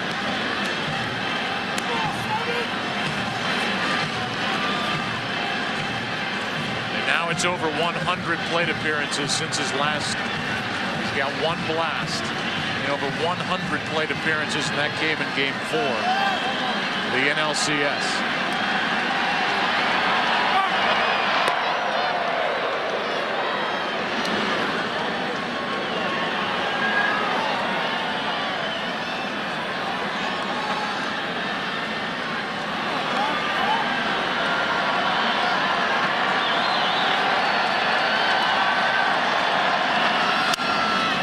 2. And the Geico in-game box score for the Cardinals. Real damage has been done by Berkman with a 2-run shot. He's been on base 3 times.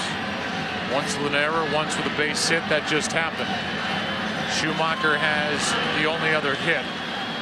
The Cardinals have an unearned run knocked home by Molina.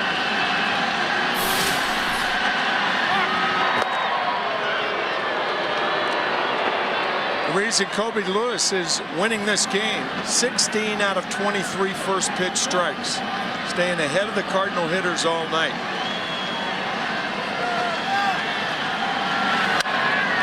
Holiday spoiled the pitch.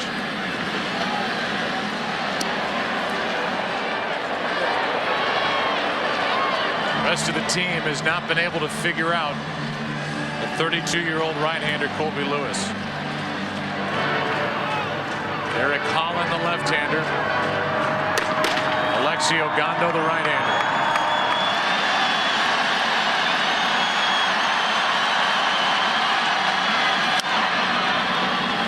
Fouled back.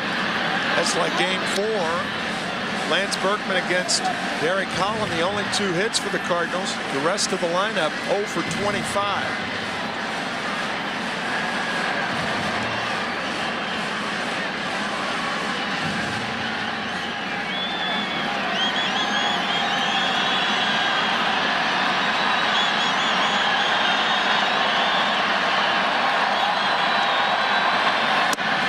Wasted pitch. The count 1-2.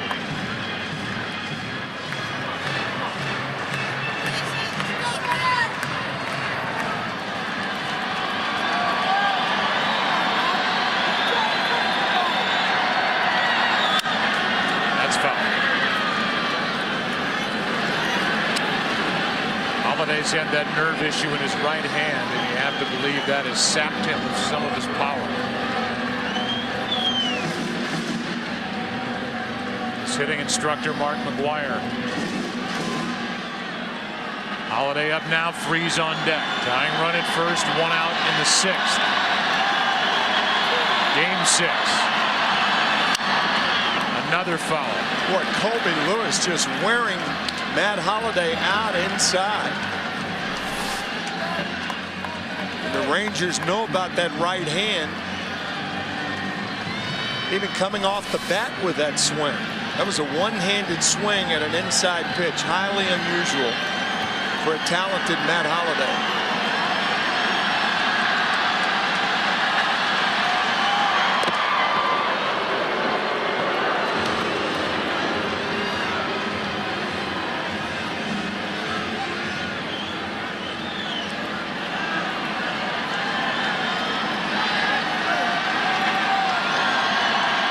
Inside. Chopper to the first baseman, Young. He bobbles it. Everybody's safe.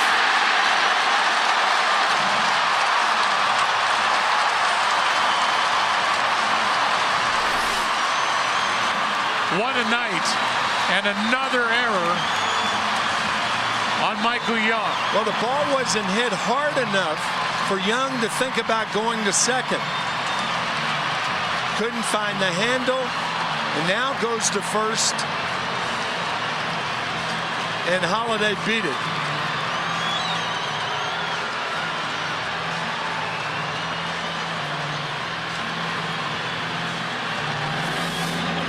And a total of 5 errors have been committed. We're only in the 6th. And David Freeze, who has one of those errors,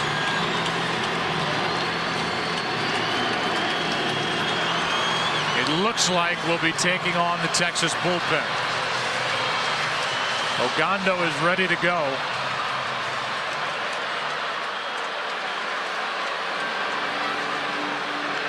And we'll see. I mean, he's given up an infield chop hit. That's it. Since the first inning.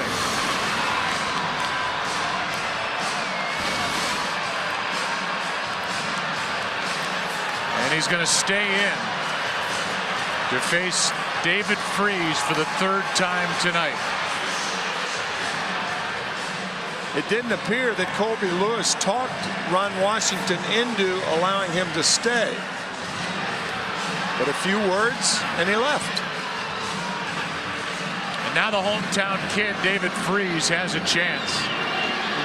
Make up for that error and give this sold-out crowd a charge in Game 6. Texas up by a run, 2 on, 1 out.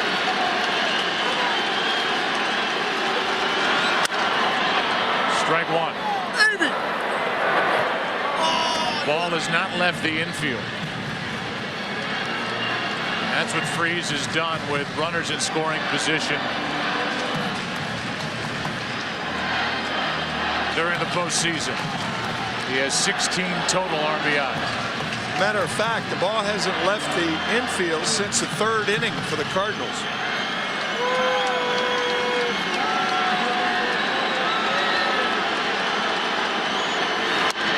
Inside, ball 1.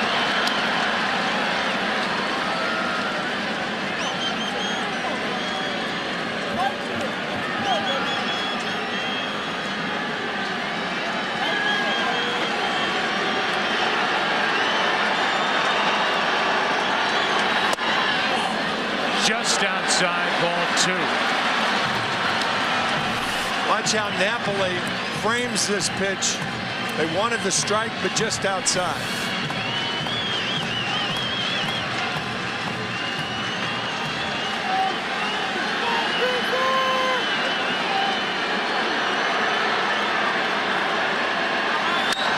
Freese fouls it out of play. Colby Lewis has had 2 big votes of confidence from his manager, Ron Washington. He let him hit in the 5th with the bases loaded, 2 out. And now here in the bottom of the 6th with 2 on, 1 out. Ogando ready, but it's Lewis against David Freese.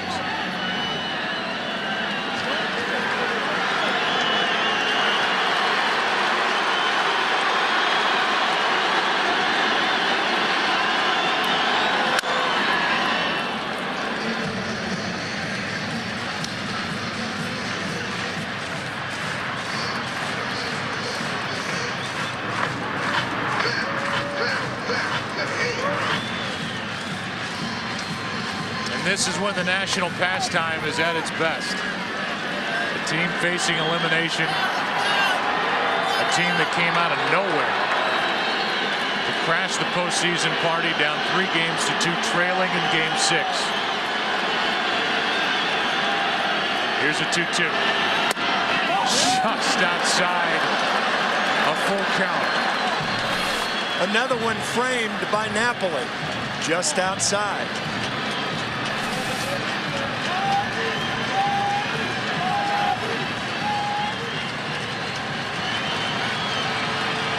I don't think you'll see the runners running here.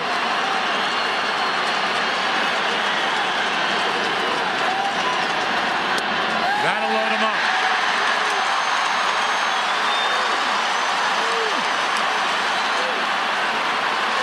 I think you've almost got to go with Ogando here because he's your best strikeout chance. And they will. The ball still hasn't left the infield, and the Cardinals have bases loaded, 1 out. The Rangers switch pitchers. Jenny O invites you to switch to Turkey. Ogando's coming in. Molina's coming up. Game on the line in the 6th. A 95 pitch night for Colby Lewis, and now he will sit and watch and wonder what Alexi Ogando and anybody else out of this Ranger bullpen will do on a night when they can clinch their first World Series championship in franchise history. Ogando in with the bases loaded, 1 out. Berkman, Holiday, and Freese the runners. Molina, the man in the spotlight.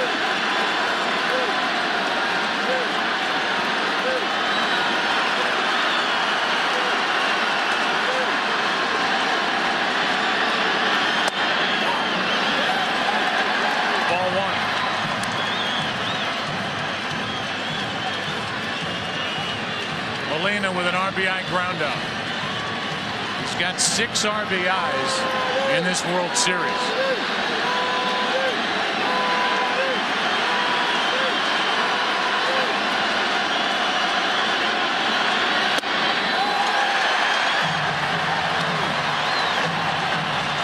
I can't remember a stretch like this where a team has not gotten a ball out of the infield for so many consecutive hitters. 12 Cardinals have come to the plate since the end of the 3rd inning. 12, and they haven't gotten the ball out of the infield. 3-0.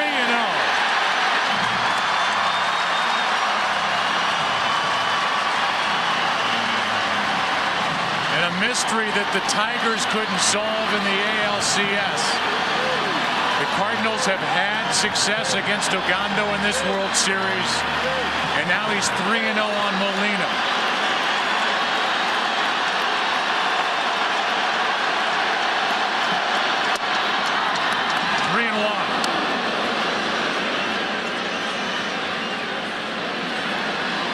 Ideal hitting situation for Molina. He knows he's going to get the fastball.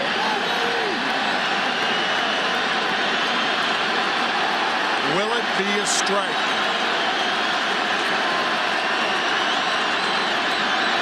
No. And this game is tied.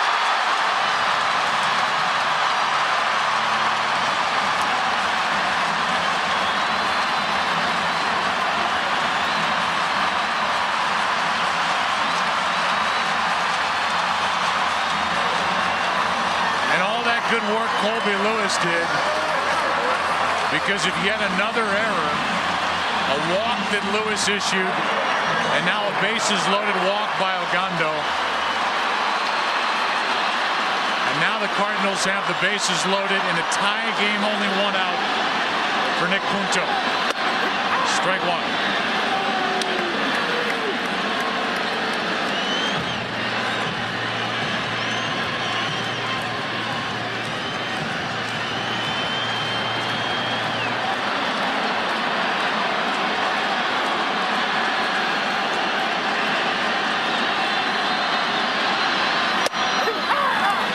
To third, and out at third is Holiday.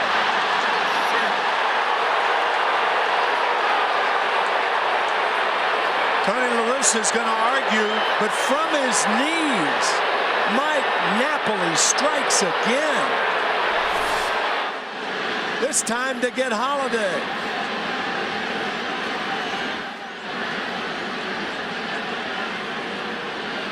I think Beltre blocked the bag with his right foot. Watch his right foot. This is a design play. Anybody who dives back into the bag, he was out. Trying to get to the bag, hits his foot. Right arm curls, and Holiday is out. What a good call by the third base umpire, Alfonso Marquez. If a base runner goes in feet first, you can't do that.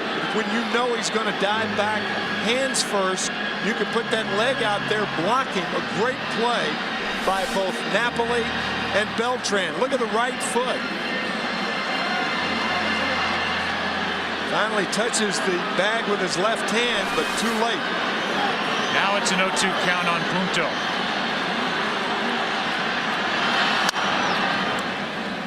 Now the go-ahead run is at second with 2 out. And Napoli has just done everything. And remember, he had to stay in the game after rounding the bag back in the 4th. Twisting that left ankle. It's a big weapon that stayed in for the Rangers. Able to play through the pain, and now the count's still 0-2. Napoli will go talk. But by picking Holiday off third, he cuts down that man for out number 2, which makes the RBI chance that much tougher on Punto, who does not have an RBI this World Series. Tag made before that left hand got in there. Look at the right foot again. The right hand and arm. And here's the sprained ankle. Oh. by Mike Napoli earlier in the game and staying in the game and throwing from his knees to get Holiday.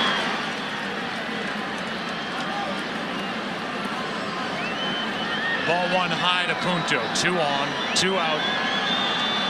4-4 game, game 6.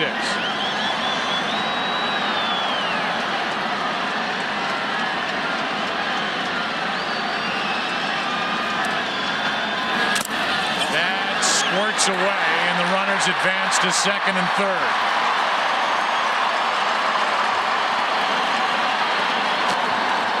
And Ogando's been all over the place since coming in here in relief of Lewis.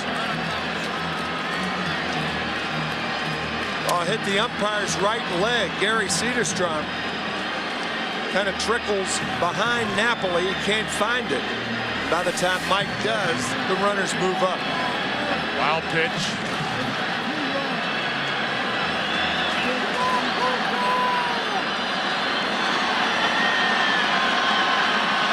And a 2-2 count on Punto.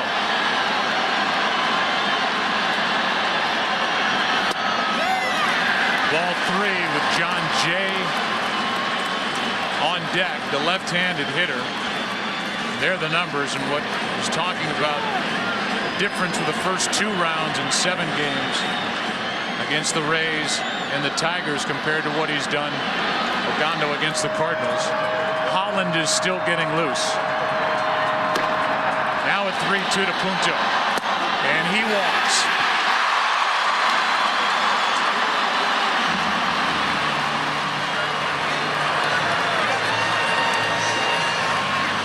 That's going to be it with John Jay coming up.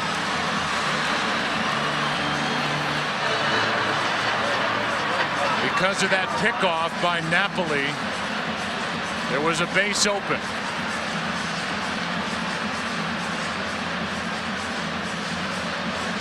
Ogando has issued 2 walks. He's gone. With the big defensive play on a messy defensive night. Holiday picked off third. Bases loaded, 2 out. Cardinals have tied it. And Holland will enter with Jay coming up.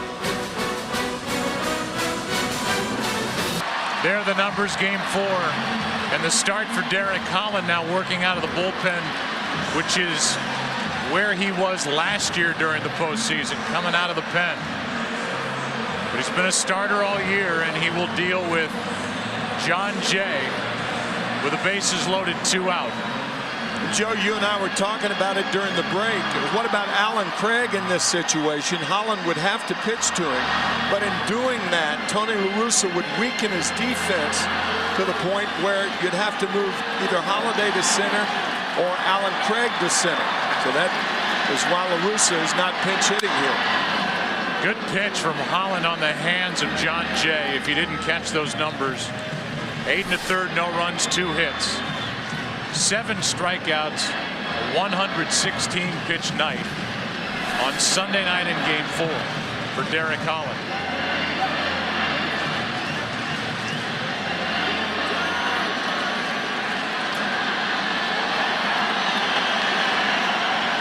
Bases loaded, 2 out. Jay cracks his bat, and Holland makes the play. The Cardinals tie it. They leave the bases loaded. What a game. Game 6. We go to the 7th, tied at 4. How about this night? A total of 5 errors, total of 11 hits. Each side has 4 runs as we go to the 7th inning of game 6. Alan Craig takes over in left field. And you have to believe that Matt Holiday injured his right hand going into the right foot of Adrian Beltre, and he was looking at it. He was going back to the bag, and so he can't continue, and that answers the question why, if there was any doubt why Alan Craig didn't hit for John Jay. Tony La Russa, with the injury to Holiday, is out of outfielders. With the extra pitcher that he added. Coming into this round, here is a 1-0 pitch. Fly ball into right center. Back at the track. This ball is gone. And Adrian Beltre has put the Rangers up 5-4 in the 7th inning of Game 6.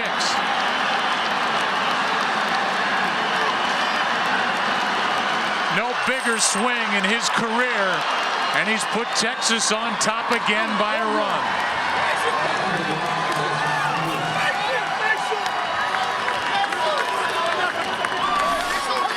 He blocks the base. In the next half inning, he breaks the tie.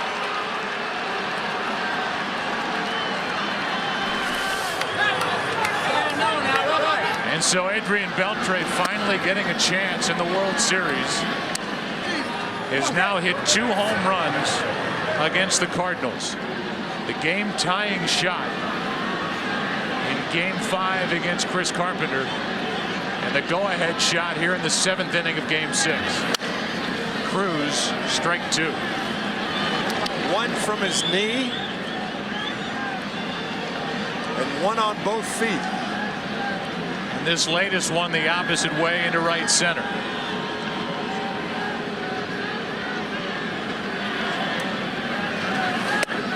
Breaking ball is down, ball 1. So now the Rangers go back out in front by a run. Zepchinski, the left-hander, getting loose. Here's a 1-2. High fly ball down the left field line. This ball is gone. The 8th home run this postseason for Nelson Cruz. And the Rangers have a 6-4 lead in the 7th.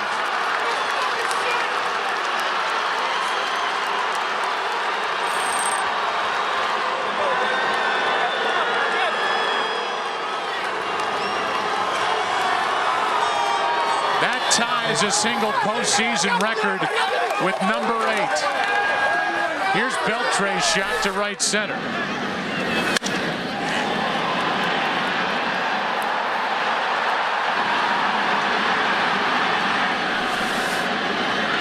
Here's Napoli, strike 1.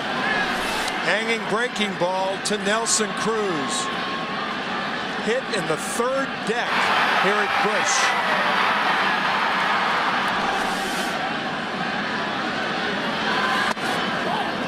1 ball, 1 strike on Napoli. Back-to-back home runs against Lance Lynn to start the 7th.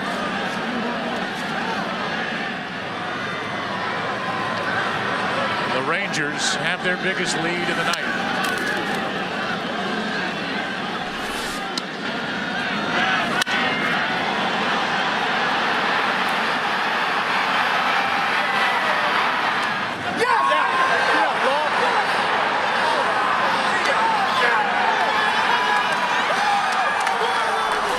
Here's a 1-2.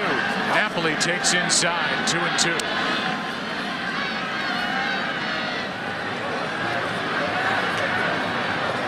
Now this postseason, 8 home runs, that ties the record. Barry Bonds and Carlos Beltran. Bonds in 02, Beltran in 04.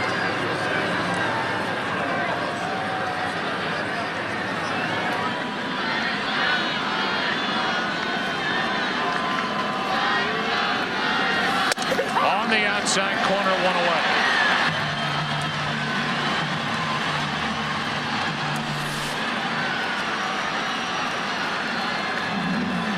Good part of the plate to get Napoli. Two-seam fastball. And Lynn finally has an out here in the 7th. Now Murphy.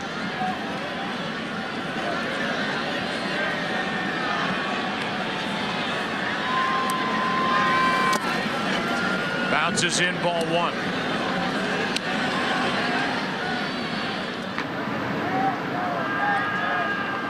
Darren Oliver is the left-hander.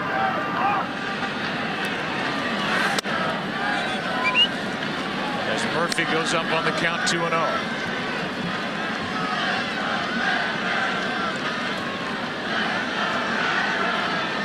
Derek Holland, who got out of that bases-loaded jam in the bottom of the 6th inning by getting John Jay on deck. That's ball 3.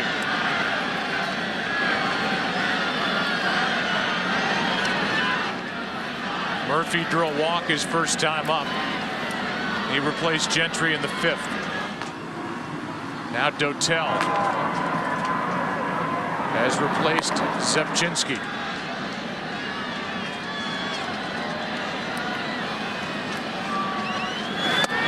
There's a strike, 3-1.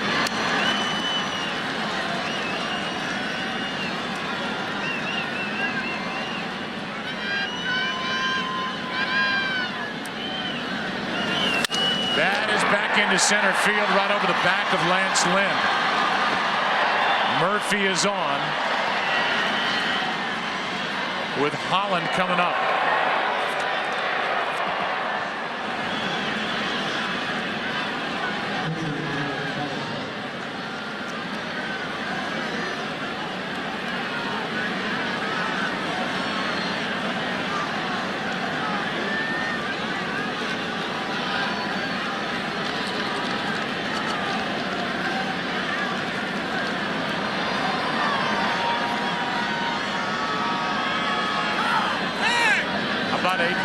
Who got into pro ball in 1995 with the Dodgers, came up to LA in '98,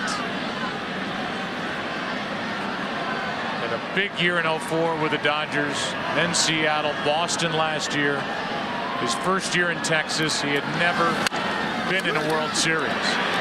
Throw to second, out there. Lynn slipped as he threw it. And the force out gets Murphy for out number 2. That was a good play. Only a strong arm got Murphy at second base. Initially, you think Lance Lynn waited too long. Then he throws a bullet to second base, slips. He appears to be all right. Longtime big league trainer Barry Weinberg got to check on him.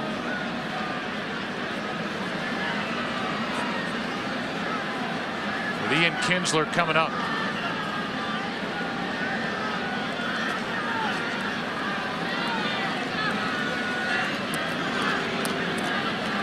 The word on Matt Holliday is a severely bruised little finger, X-rays negative.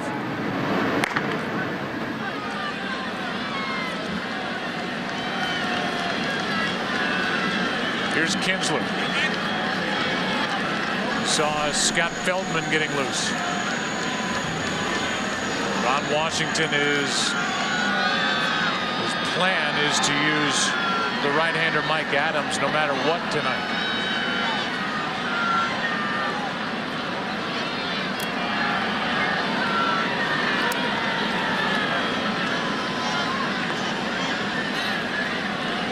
Kinsler 1 for 3.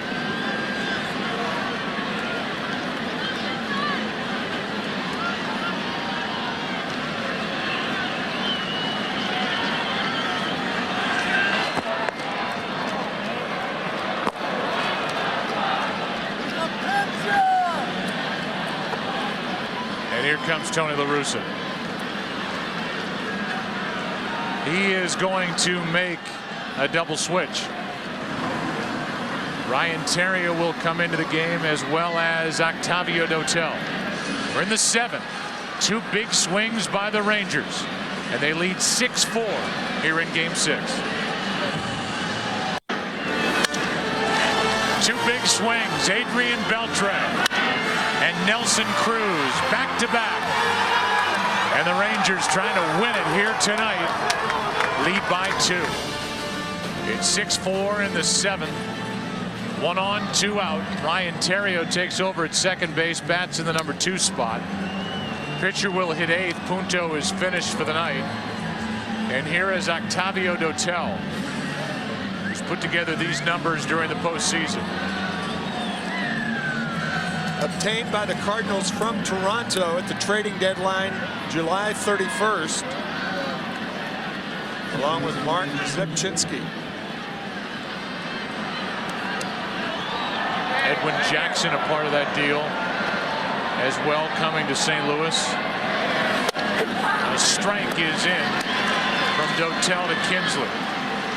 Walk, a hit. There's an RBI double in the 2nd that tied the game at 2. Now the Rangers lead by 2. Biggest lead for either team tonight. 1 ball, 1 strike.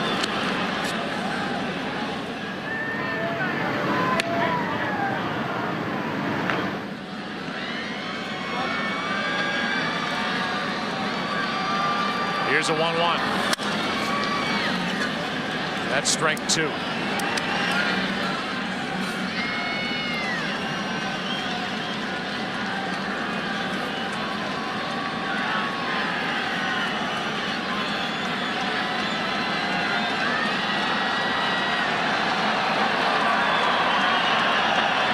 Two down. That gets away, and down to second goes Derek Holland.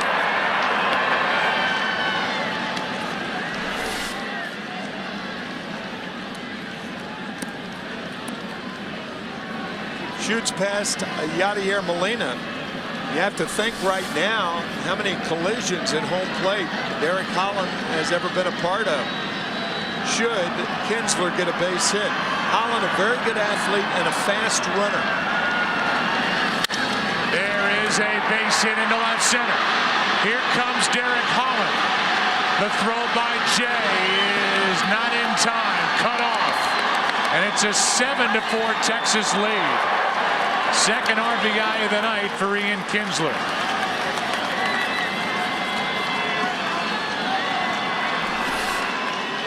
So Holland at second base scores easily on the play.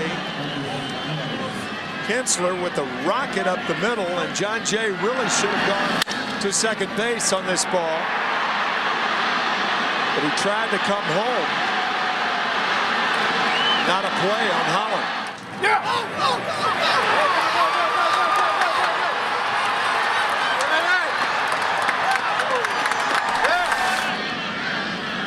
And on that throw that was in the direction of home,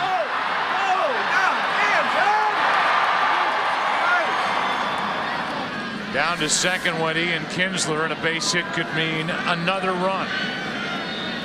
Texas leading by 3, runner at second.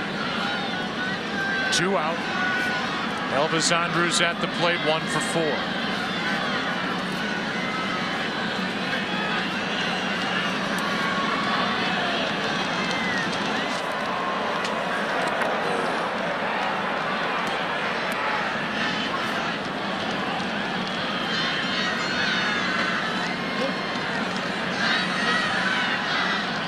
Derek Holland, by the way, is the pitcher of record for the Texas Rangers.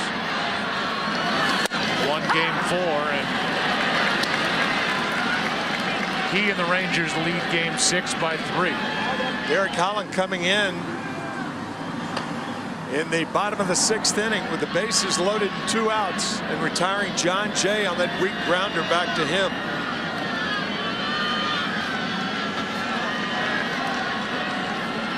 Here's an 0-1. Strike 2.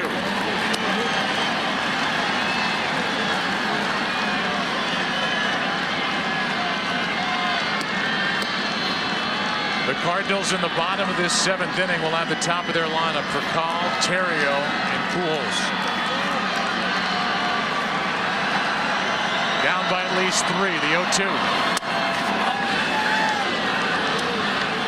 1-2.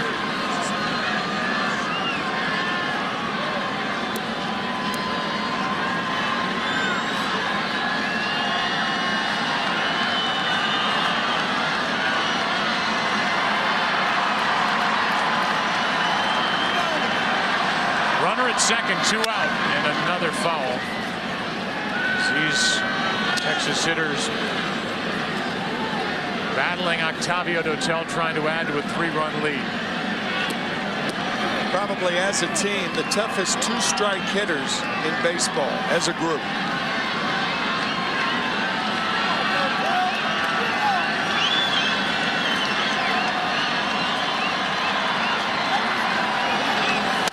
A strikeout ends the top of the 7th, but the Rangers get 3 and lead by 3 as they try to win the World Series here tonight. And before we go to God Bless America here in St. Louis, we salute our longtime Vice Chairman, Ed Gorin, who's been at the forefront of Fox Sports since the beginning. 1994, had nearly a 30-year run at CBS. Spent his early years there as a news writer and occasional on-air reporter. Spent his youth in New York, diehard Brooklyn Dodger fan during their glorious run of success before the team headed west. His dad, Herb, columnist, great baseball writer, and he was inducted last night at Manhattan's Waldorf Astoria into the Broadcasting and Cable Hall of Fame.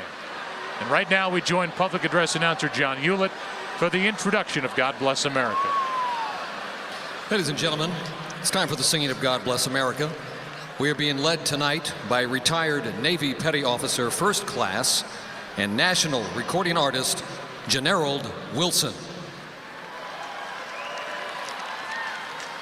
God bless America, land that I love. Stand beside her and guide her through the night with the light from above. From the mountains to the prairies to the oceans white with foam. God bless America, my home sweet home. God bless America, my home sweet home.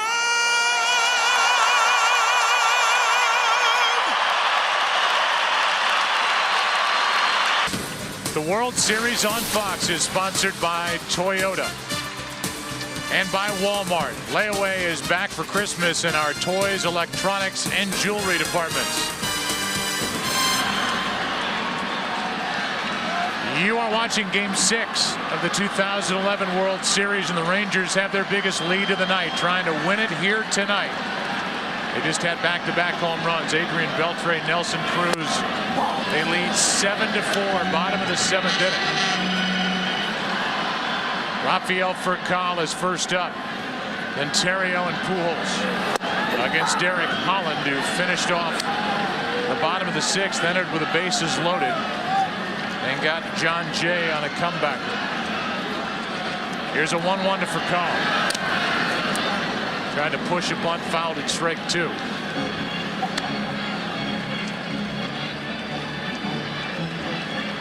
Terrio will get his first at bat of the night next. Took over in the double switch in the top of this 7th. All 3 runs charged to Lance Lynn.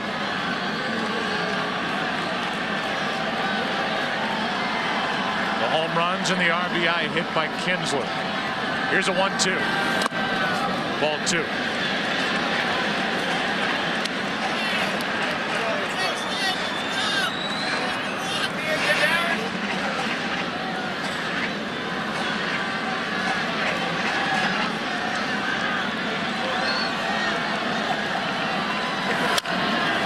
Off the plate, Holland gets it, throws it, got him, 1 out. Our Get to a Better State recap brought to you by State Farm for auto, home, life, and banking. Get to a better state. Adrian Beltre with a game-tying home run in Game 5 off Carpenter, and then the go-ahead home run off Lynn here in the 7th tonight. His .360 average leads the team. And right now on the Texas side, in our opinion, is running number 2 in the MVP race behind catcher Mike Napoli. Pretty clear cut thus far. Here's Holland dealing a strike, 94 miles per hour to Terrio. The question was to Ron Washington, would you, because of the rain out, pitch Holland on regular rest in a Game 7? He said, nope, Harrison's my guy. I'll have Holland out of the bullpen tonight for Game 6. And he's retired all 3 he's faced so far.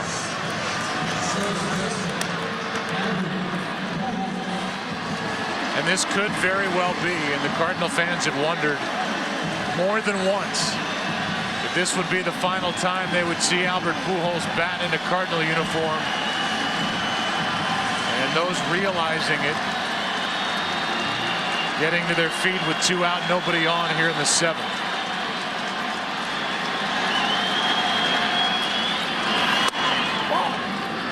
Fans gave him a 45-second standing ovation September 25th against the Cubs.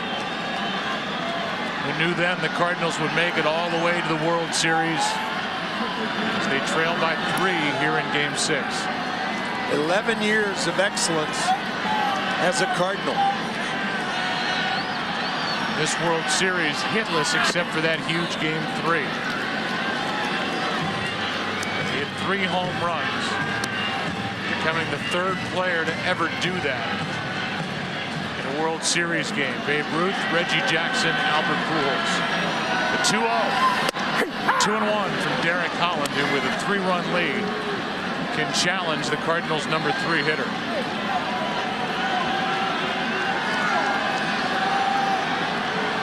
Here is a 2-1. Chopped to the left side for Andrews.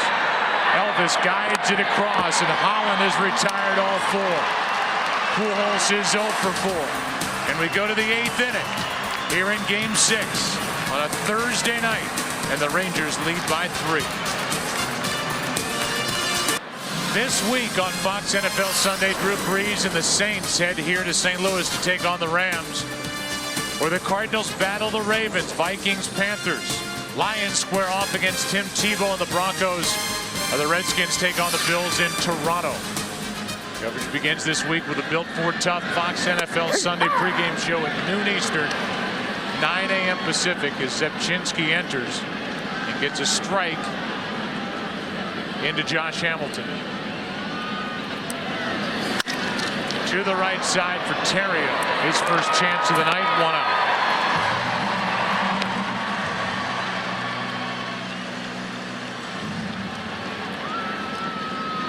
Pujols on the receiving end of that throw from Ryan Terrio, as you said, as Mitch Moreland, who took over defensively in the bottom of the 7th inning, comes to the plate. It has been 11 years of excellence for Albert Pujols. Who knows if he will be back with this organization after testing the free agent waters. Second to Musial in home runs, RBIs, a career .328 hitter. I'd say it's about 50-50. He comes back. We'll just have to wait and see once he gets out and can take bids. Go back to 2001, his rookie year, as Moreland grounds one up the first baseline. Zepchinski makes a great play, 2 out. So does Pujols. Very, very nice. Albert Pujols handed Tony La Russa a picture of the 2 of them at the end of Albert Pujols' rookie year. And he wanted Tony La Russa to sign it. Tony La Russa said, let me think about it for a night and I'll give it to you tomorrow. Realize this is back in 2001 when we had seen just 1 excellent season from Albert Pujols. And Tony La Russa, who was in his 33rd year of managing in the big leagues, thought about it for a night and wrote on that picture in 2001, to the best player I've ever managed, and signed his name to Albert Pujols. And now here he is, maybe days away from free agency. You wonder what the market will be, and you wonder how competitive the Cardinals will be in trying to keep one of the best players ever to wear this historic uniform. Very few players after only 11 years would be a shoe-in for the Hall of Fame. But you're looking at one right there.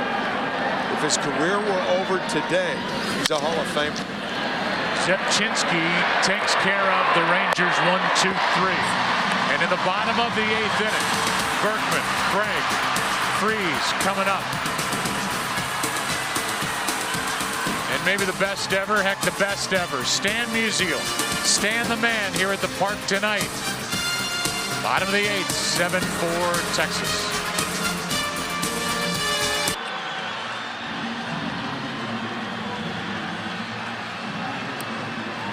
Lance Berkman will try to get it started for St. Louis. Time is running out to try and force a Game 7 tomorrow night. Bottom of the 8th inning, 7-4 Texas.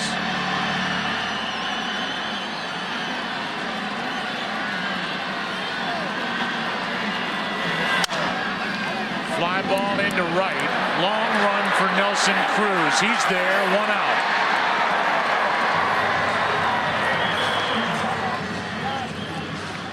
The World Series on Fox is sponsored by Audi, Truth in Engineering, and by State Farm. For auto, home, life, and banking, get to a better state.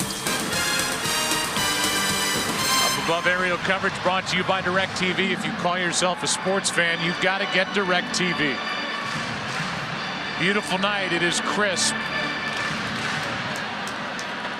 And Alan Craig gets his first at bat, taking over for the injured Matt Holliday. Who injured the little finger on his hand diving back to the bag, his right hand. And he was picked off back in the 6th. The big play by Napoli, the catcher, and Beltre at third. That ball is hit in the air to left. Back at the wall. It's a 2-run game. Alan Craig goes deep. Here in the 8th.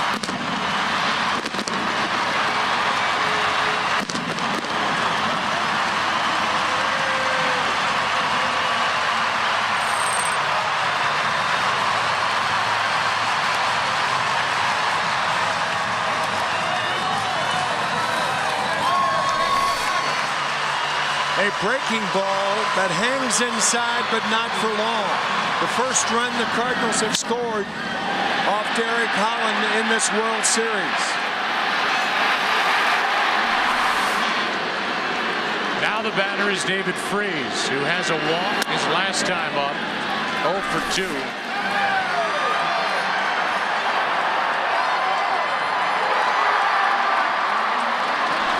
This Cardinal team has been resilient all year. Fought through injury and then charged their way back up in the wild card standings.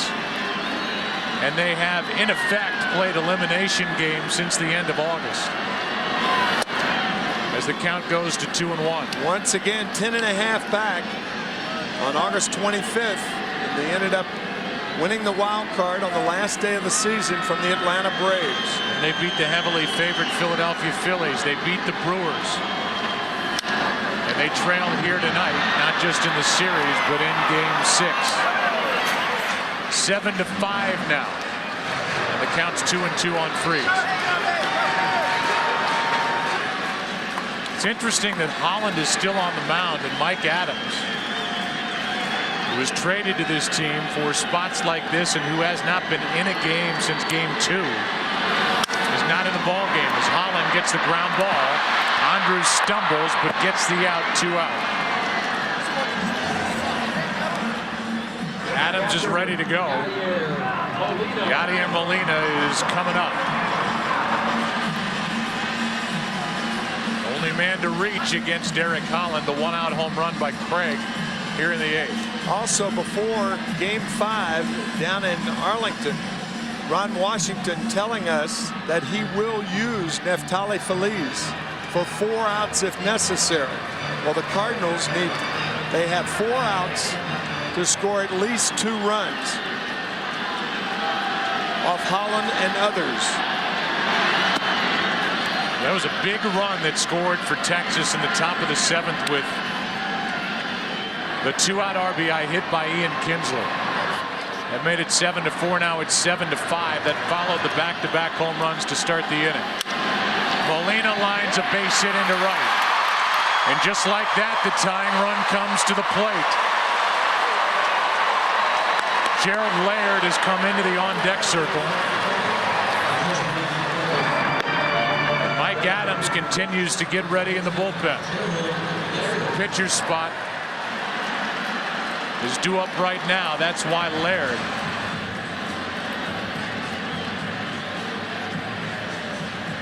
Also, the Cardinals are one base runner away from assuring another Albert Pujols at bat before the end of this game. And that's going to be it for Holland.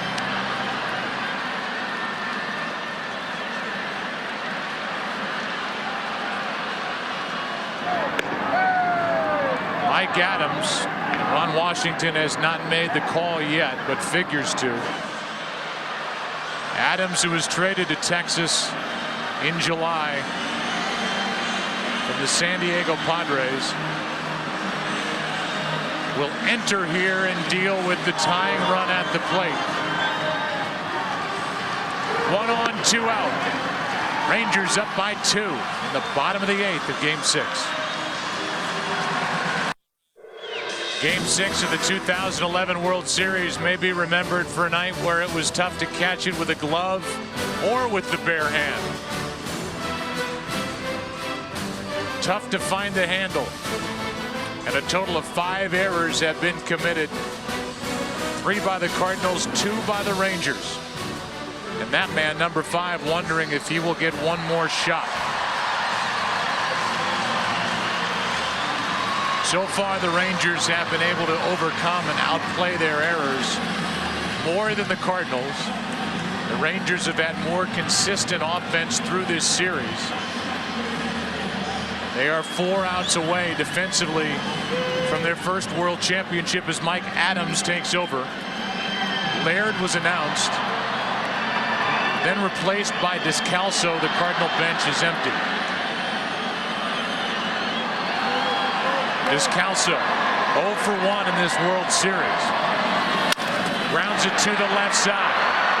The play is at first and safe. 2 on, 2 out. Ian Kinsler was playing Descalso to pull. So Andres' first look is at second. He decided that Kinsler had too far to go. But if he goes to second base, Molina is easily out. Descalso, on the other hand, very fast and has an infield hit, I think. It is being scored an infield hit. But Andres' play was to second base. And now John Jay all of a sudden represents the go-ahead run. And the Rangers are scrambling to get Darren Oliver ready. Here it is. Ian Kinsler playing Descalso to pull, but he's very fast. So he has an easy play at second base on the slow-footed Molina. But he elects to go to first, and the speedy Descalso beats the play. John Jay is hitless in this World Series.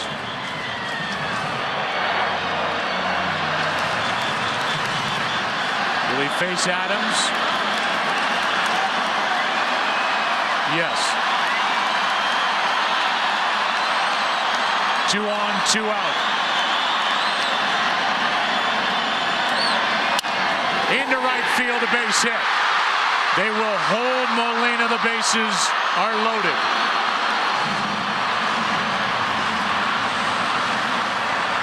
And now for Carl. Will walk to the plate. A hit away from tying Game 6.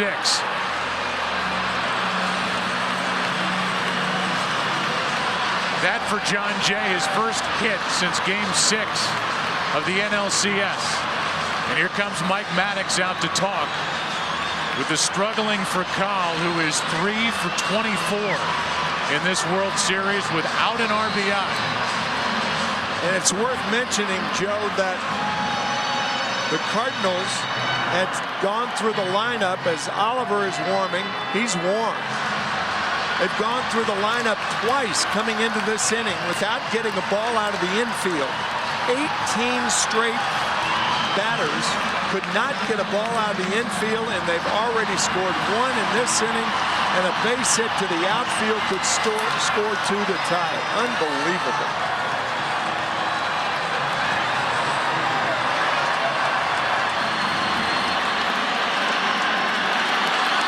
Raphael for Carl. Picked up in July from the Dodgers. Chops it back to Adams. And a quiet end to the 8th. In the inning, a home run by Alan Craig to make it a 2-run game. Pujols will bat again before the end of the night. We go to the 9th inning, game 6. They exhale in the Texas dugout as they lead by 2. Jason Mott takes over. That's not the only change for the Cardinals as Nelson Cruz steps in. 7-5. Mott comes in throwing 98. As Calso stays in the game, he's at short. The pitcher is now in the number 1 spot for Cal. Had a big chance in the bottom of the 8th, and he will end his night 0 for 5. Cruz is sawed off by Mott, 1 out. For Cal for this World Series, 3 out of 25. Whatever Mike Maddox said, the pitching coach of the Rangers, it made Mike Adams laugh and maybe relax to make a big pitch to get Cal to end the bottom of the 8th. What a great shot, and getting Cal with the bases loaded, 2 outs, the tying run on second base, getting Cal on the first pitch. Napoli, strike 1. So Derek Holland, who's in line for the win, goes 2 innings tonight. 1 run on 2 hits. No strikeouts or walks. Adams will come in and allow 2 hits and a third. The rest of this one, you have to believe, belongs to Neftali Feliz. And Mott hopping around after that pitch got away from him.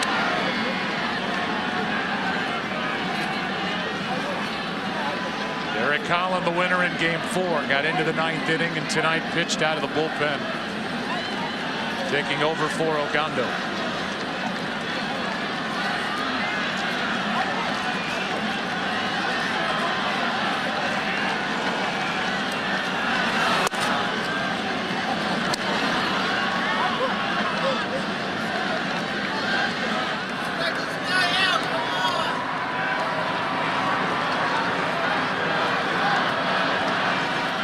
Here is a 2-1 from Mott. Inside, 3-1.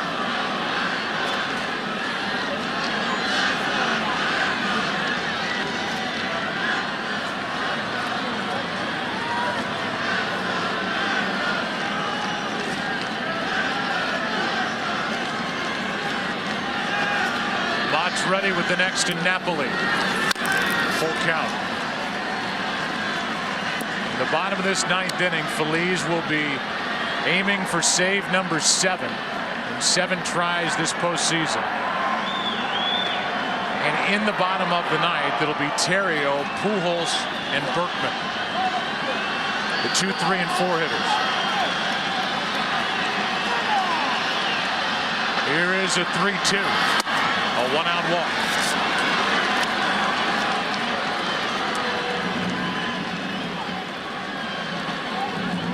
Mott is the 6th pitcher of the night for St. Louis, and David Murphy, who has walked and singled since coming in for Gentry in the 5th, will dig his way in.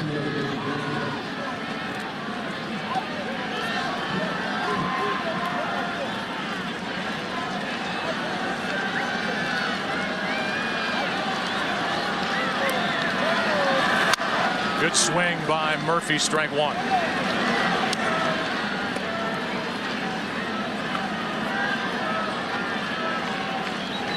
Texas Rangers at some point here soon will hand the ball to Feliz and ask for their first world championship in franchise history. If the Cardinals are going to come back here tonight, they're going to have to do it against the hard-throwing right-hander Feliz as Endy Chavez comes into the on-deck circle.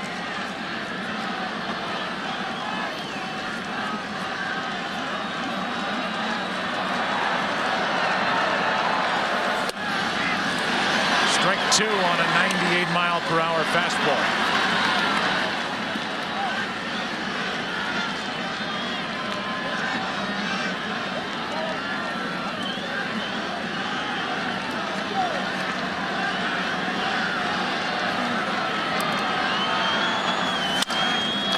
left side for Descalso. A double clutch, and the out at second, 2 out. Descalso has played some short this year. I don't think the ball was hit hard enough to turn 2 as Andy Chavez walks in, batting for Adams, who goes a third of an inning, 2 hits, the rest zeros. Yeah, and Mike Napoli running on that left sprained ankle, spraining it when he went into second base the last time he was on base.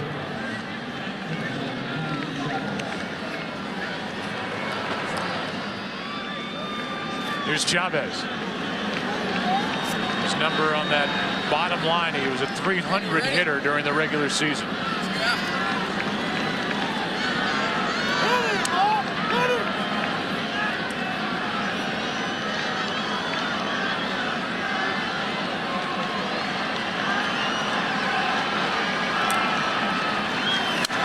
Big swing by Chavez, strike 1.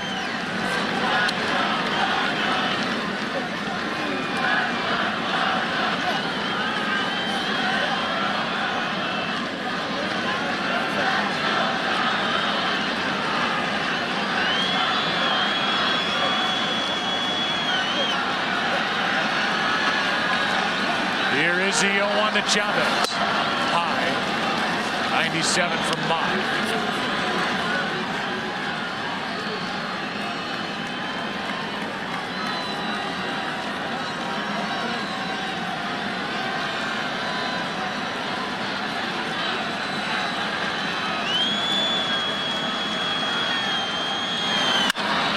High fly ball into right.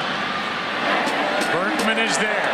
And it sets the stage for the bottom of the 9th. Terrio will try to get it started. Pujols will bat. And then Berkman. Feliz will enter, trying to give the Rangers their first World Championship in franchise history.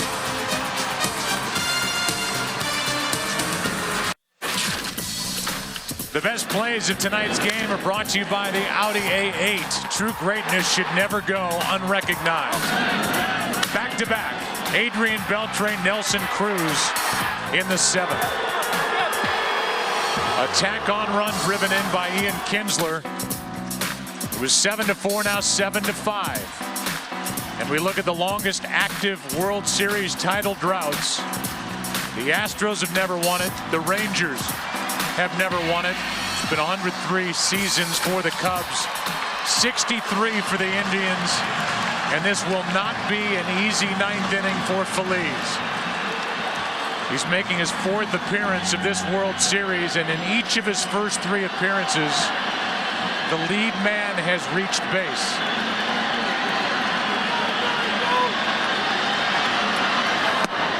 Ball 1 with 2 walks and a hit batsman.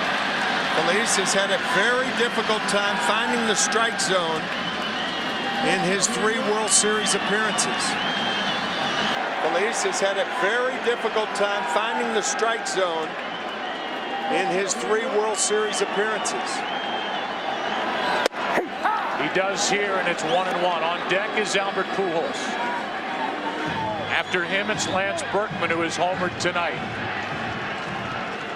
Is it going to end here on the 27th of October?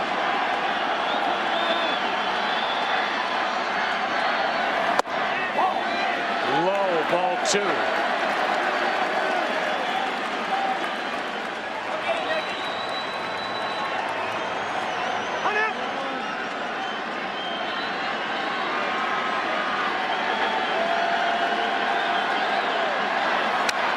Two and 2. You saw Ron Washington. He said, "I've been subdued so far in the celebrations, the division series, and the LCS, because in the back of my mind, I've always known there's more to go. But tonight, if they win it," he said, "I'll be right in the middle of it all." Here comes a 2-2 to Terrio. 1 away. 98-mile-per-hour heat on a chilly night in St. Louis. 1 out.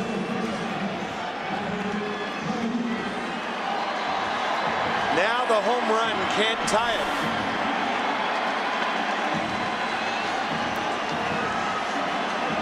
Pujols, who has gone hitless since that 3-homer game in Game 3, 0 for 4 tonight, stands in.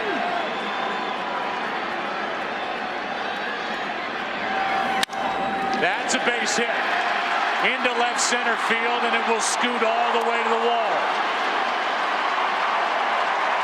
And if that is his last at bat as a Cardinal, it's a Game 6 double. But most importantly, it brings in the tying run.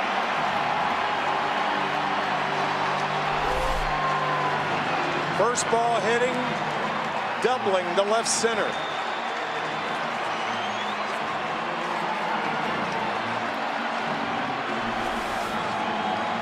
The Cardinals have the guy who has swung the bat the best in their lineup standing in. Hitting .409 this World Series. He homered back in the first. And the Rangers in their no doubles defense. It's similar to football's prevent defense. About 5 steps farther out than they normally would be. Inside, ball 1. These fans wondering if the Cardinals have one more comeback in them.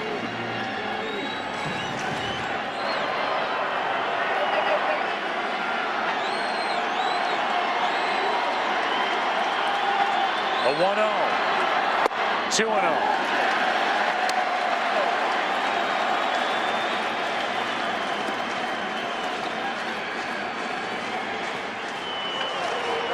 The guy at the plate and the guy on deck have each homered tonight.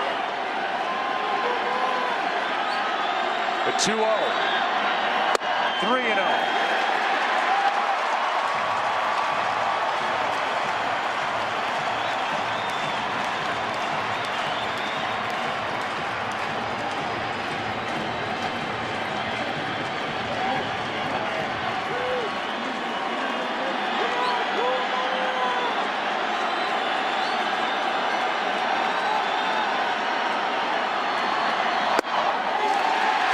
Will put the tying run on.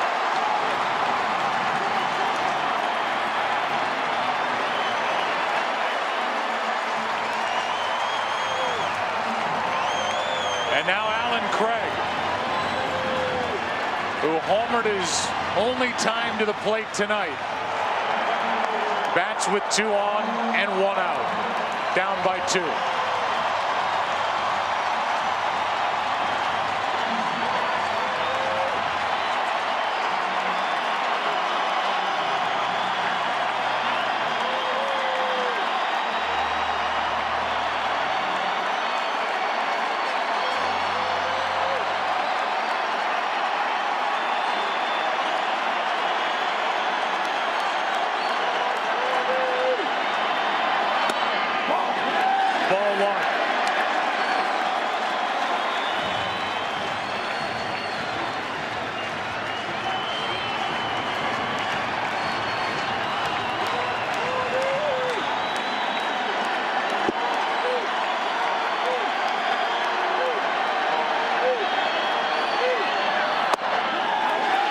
Ball 2.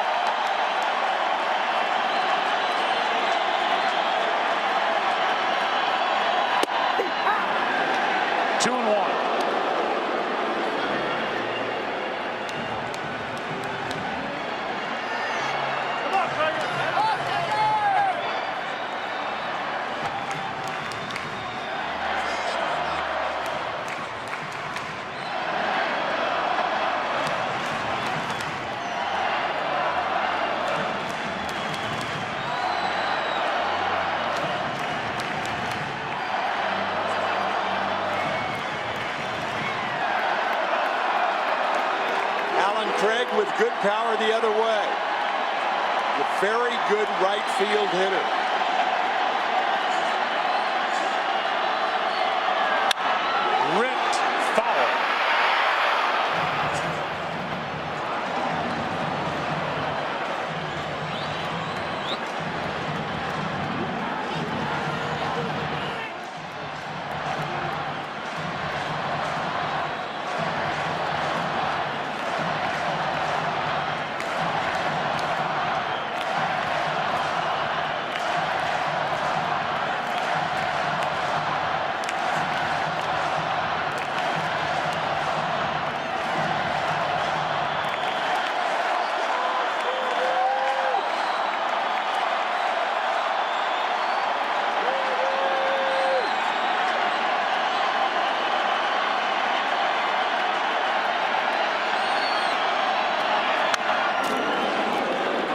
spoiled a nasty pitch.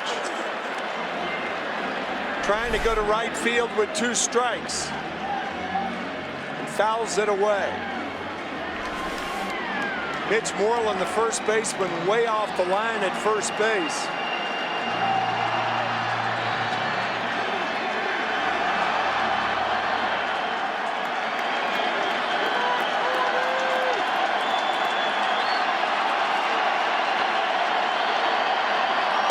Got him looking, 2 out. And the Rangers are 1 out away from the championship. Napoli sitting outside, a slider and a mistake. It backs up over the middle of the plate.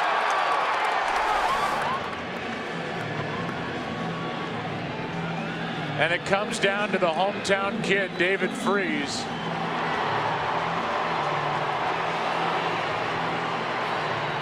He represents the winning run at the plate. The tying runs are on. 2 out.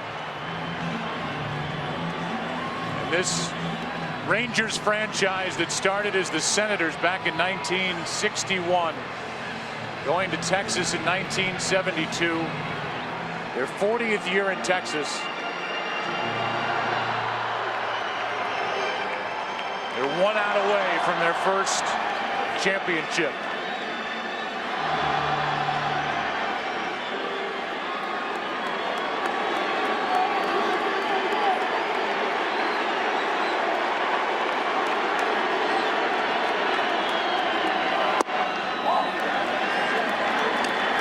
Ball 1.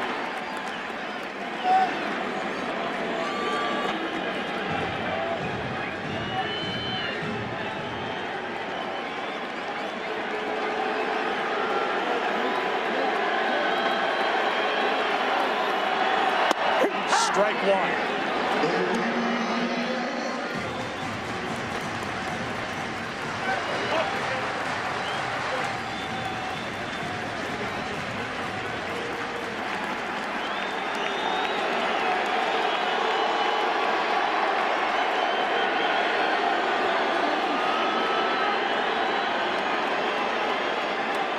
Napoli's going to go talk again. If there were ever a situation where you had to make sure, this is it.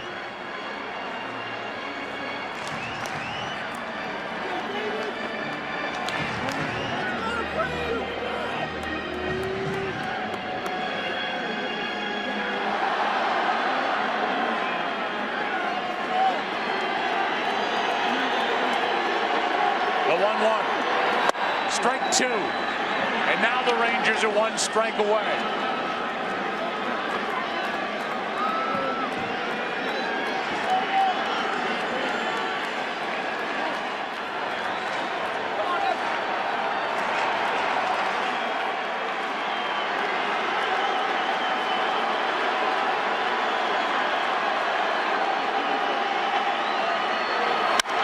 Into right, well hit. Back at the wall. It's off the wall. 1 run scores. Here comes Berkman. Freese has tied it. 7-7. Unbelievable.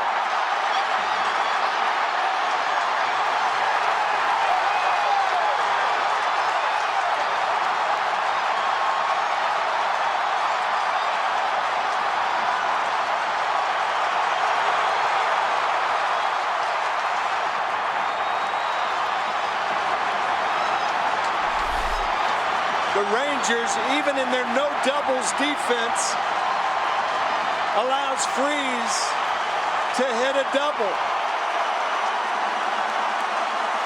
We said great power the other way, hit too hard.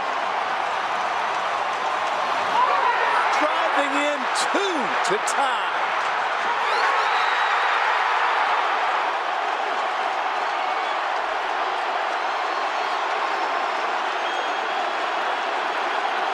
Now it's Molina.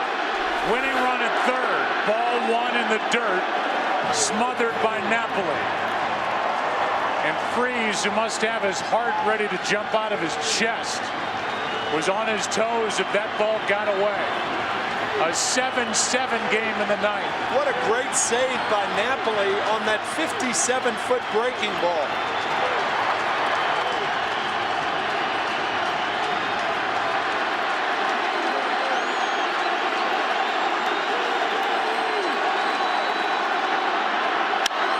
Into right field again. Cruz is there, and we are going to extra innings.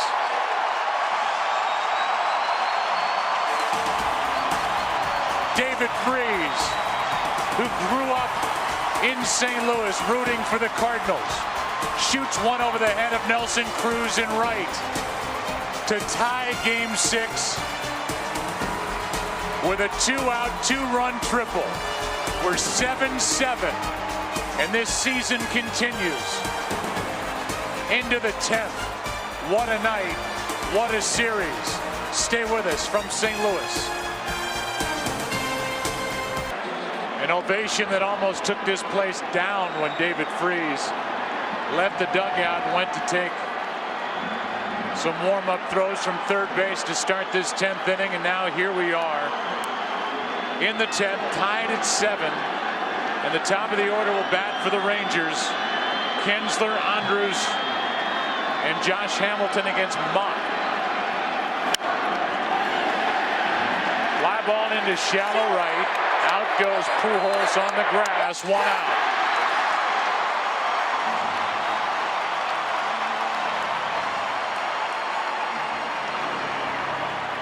Mott issued a walk in the ninth.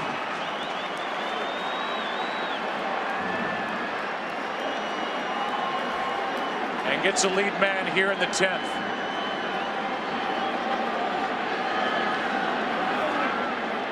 Here's Elvis Andrews.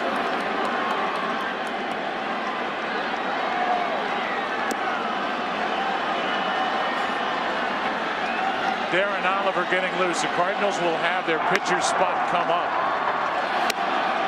Ball one inside. They do not have any bench players left. Pitcher spot will bat third in the bottom of this 10th.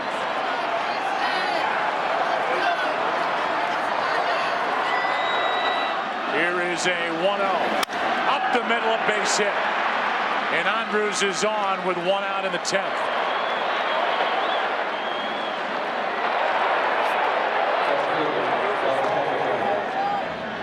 There has only been one stolen base in this World Series. Joe, you talked about it earlier. And if there were ever a time to run, a man with 37 stolen bases on the regular season will probably try with a left-handed hitting Josh Hamilton up. It's a lot tougher for a catcher to throw out an opposing base stealer with a left-hander at the plate. Molina, however, one of the best arms around. That could be a good battle. Remember, Hamilton has not gone deep yet in the postseason. The reigning American League MVP.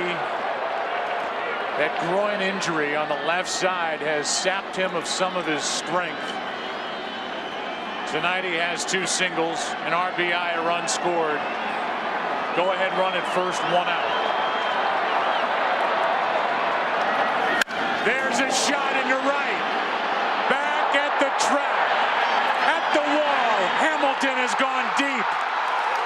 And it's 9-7 Texas here in the 10th. His first home run of this postseason.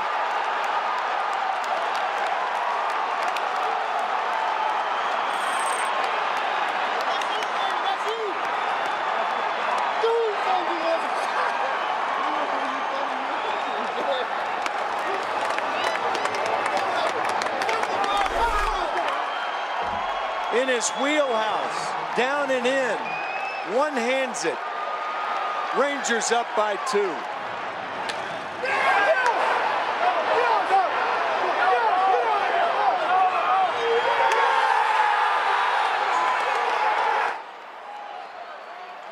First home run and 82 at-bats for Josh Hamilton. And Mott misses outside to Moreland.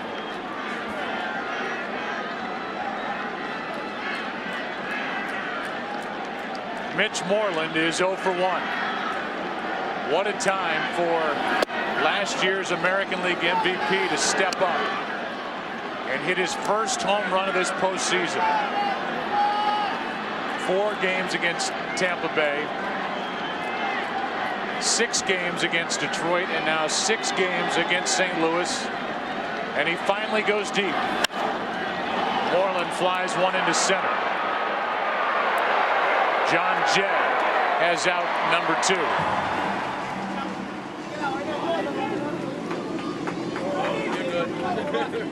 And if you have just joined us, Hamilton just moments ago hit a go-ahead 2-run home run in this 10th.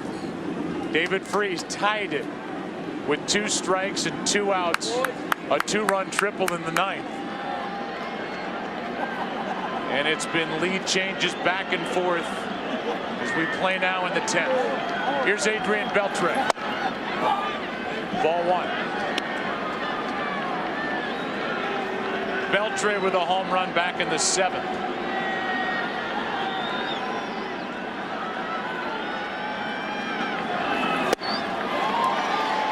Strike 1.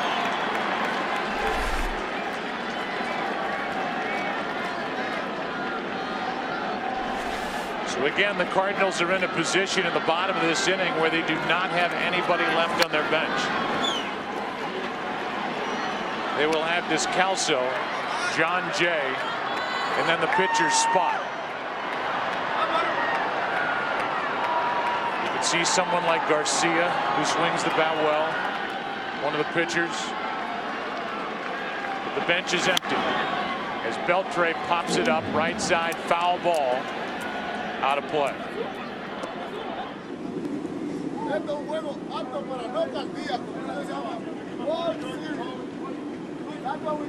Josh Hamilton has not really let on just how injured that groin is.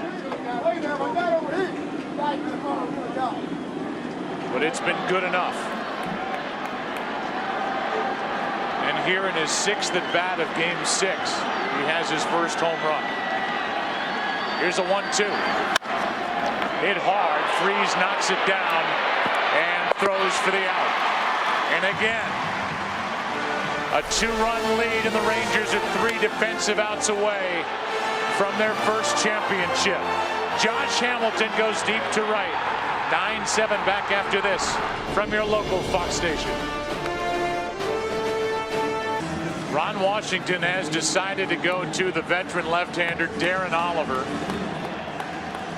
Former Cardinal, actually led the Cardinals in innings pitched back in '99. He's been a good, reliable reliever for Ron Washington, and now he is in the game trying to save it for Neftali Feliz. And the Cardinals have 2 left-handers to lead it off here in the bottom of the 10th. Out of bench players. Of all the guys to be on the mound to end potentially this World Series, it's Darren Oliver. And the count is even 1-1 on Descalso, who is 1 for 1. Josh Hamilton with a home run to put the Rangers on top again by 2. That is low, 2-1.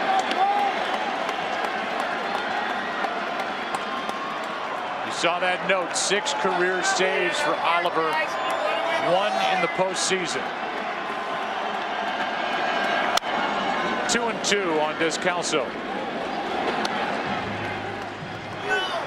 Oliver got the win, Game 5, 3 nights ago.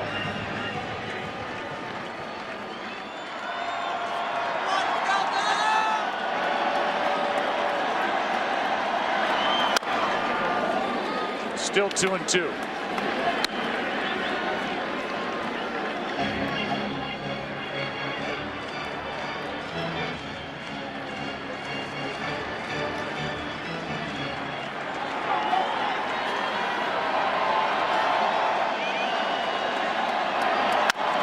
That's foul.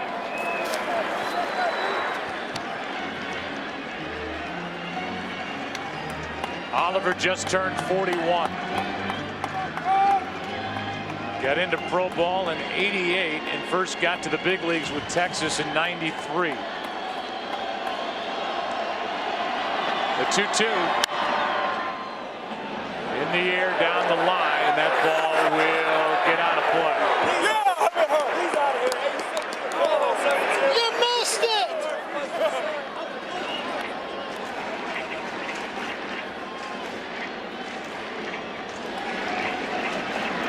Cardinals have stranded 8 tonight. Texas 11.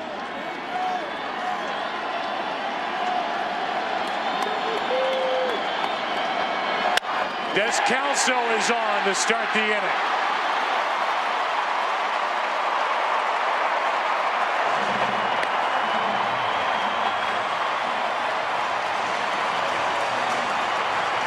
And now John Jay will be the hitter. Jay with his first World Series hit his last time up. Descalso now 2 for 2 in this game. Edwin Jackson, who swings the bat well from the right side. Jaime Garcia swings the bat well from the left side. It's Jackson on deck.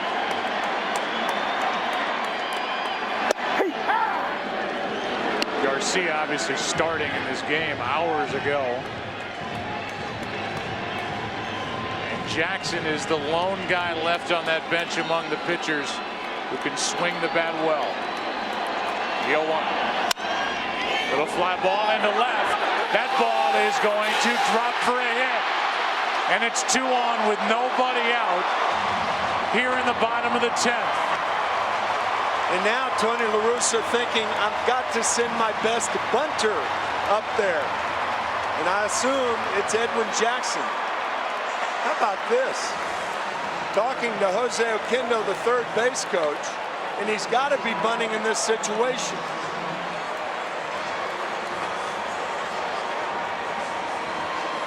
And then you go to Terrio, and we saw Feldman getting loose, and here comes Mike Maddox. What a game. Now, normally with the right-handed batting Jackson at the plate, you'd bring in the right-hander, but because it's easier for a left-hander to make that play at third base, I think you leave Oliver in the game. They'll definitely do that with Maddox out there because Washington makes the moves. So you leave the left-hander. Now Jackson's coming back out. And Loesch is coming up. Loesch considered the better bunter of the two. Really doesn't matter, but I assume Jackson was announced. He was. The Cardinals have 2 starting pitchers that can swing the bat. Garcia started this game.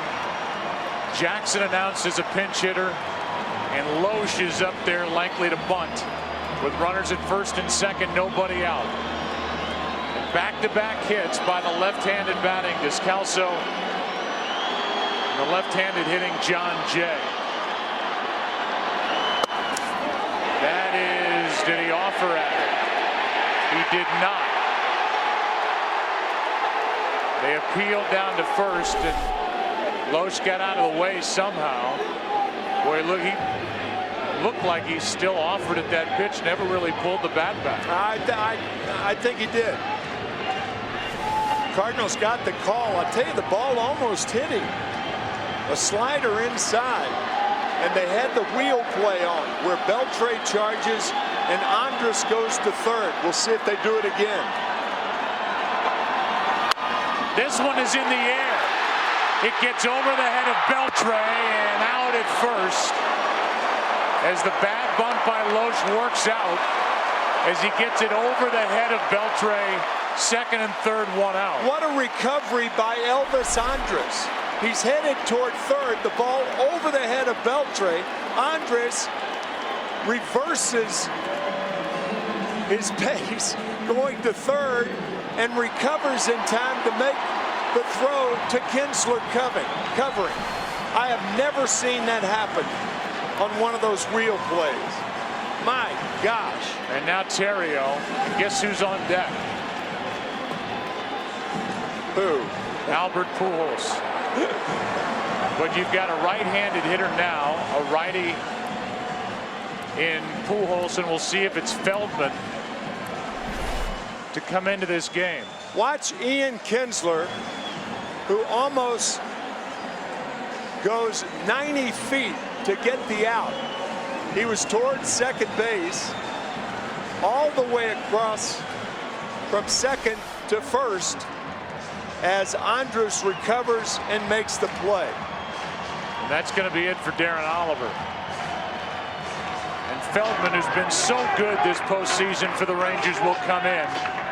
Theriot is coming up with Pujols on deck. What a night of baseball here in St. Louis, Game 6. Scott Feldman will try and save it. He does not have a save in his big league career.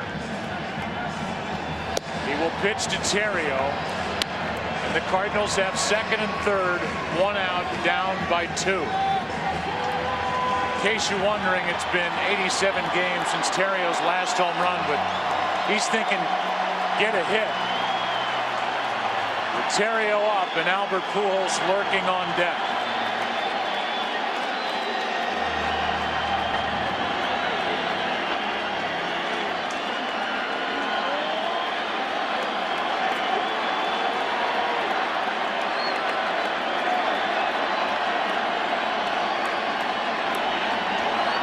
Good breaking ball from Feldman, strike 1.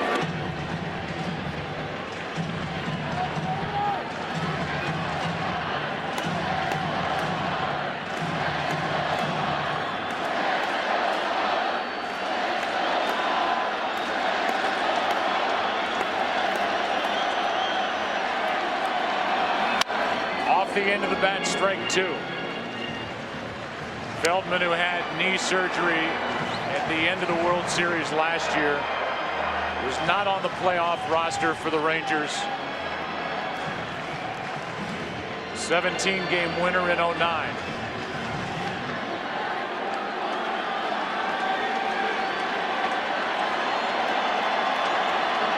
Is 0-2.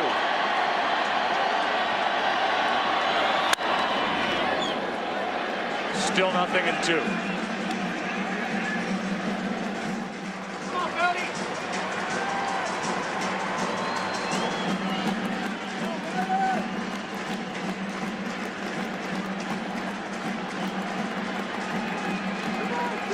Theriot 6 for 10 in the division series.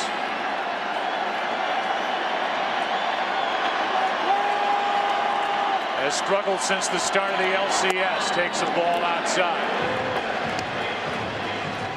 2 out of 17 since the end of the series against the Phillies. 3 of the 4 pitches breaking balls to Theriot. See if he gets another.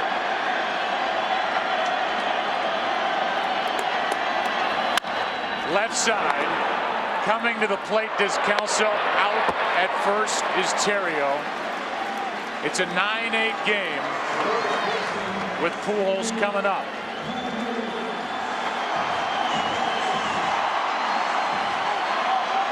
I don't think they pitched to Pujols here. Not after walking him 3 times intentionally in Game 5.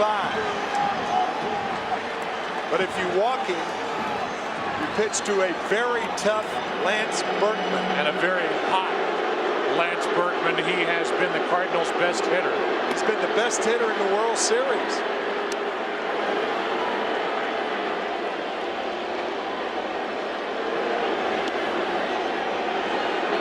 This will take the bat out of Pujols' hands, but you can understand the decision. Berkman batting in the number 4 spot tonight behind Albert Pujols.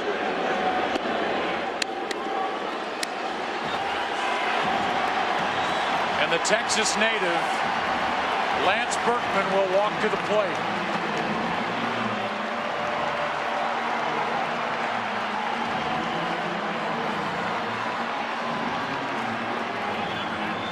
The comments made during the offseason about Texas being an average team. He has since apologized, Berkman has, for those comments. There was some talk in July of John Mozeliak, the Cardinal GM, trading Berkman to the Texas Rangers before the deadline. Cardinals not only hung on to him, but signed him to a 1-year deal for 2012.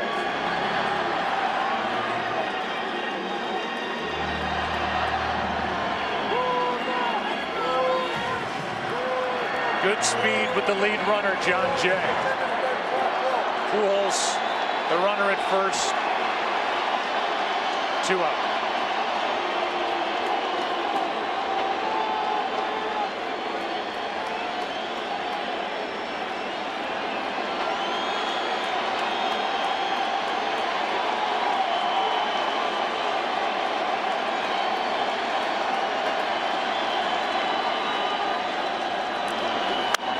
Foul, straight back.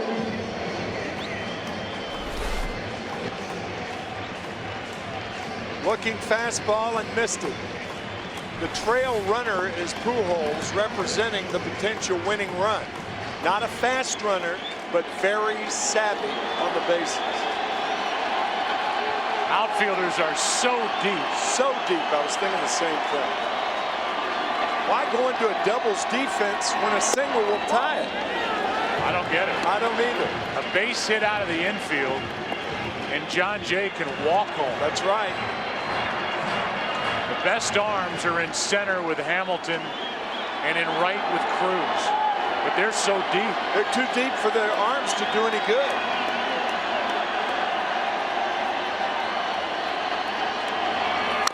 Strike 2 on Berkman, and again the Cardinals are down to their last strike, and the Rangers are 1 strike away.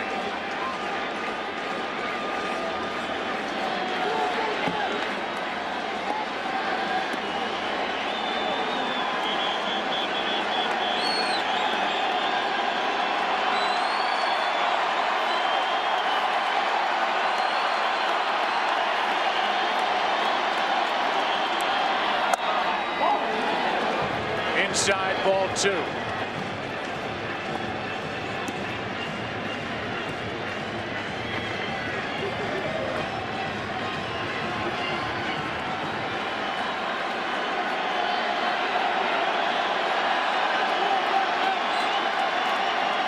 Tying run at second base. In the air to right center. This game is tied. Going to third is Pujols, and it's 9-9.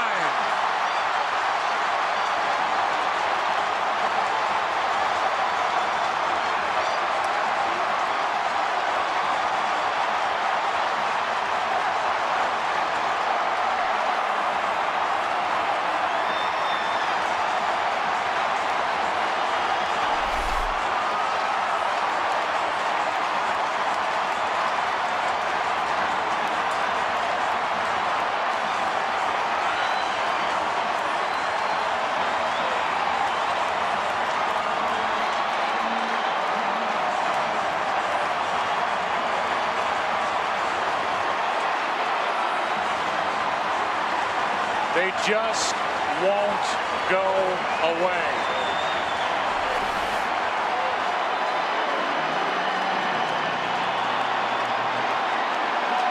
In the battle of the beards, the gray beard won. Now Alan Craig could end the night. Berkman takes second on ball 1 low. That's not an insignificant play, because a ball up the middle, that takes that force play away from the Rangers. Winning run at third. 2 out.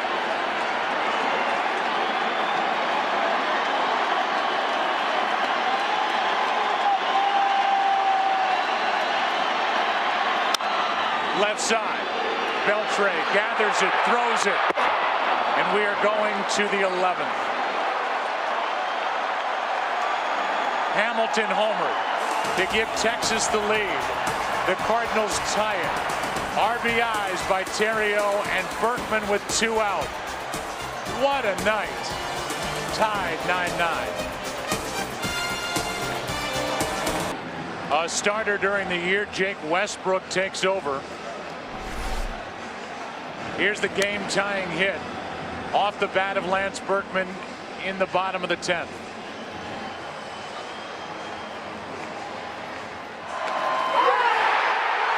with the outfielders as deep as they were, there was no drama as Jay scored easily.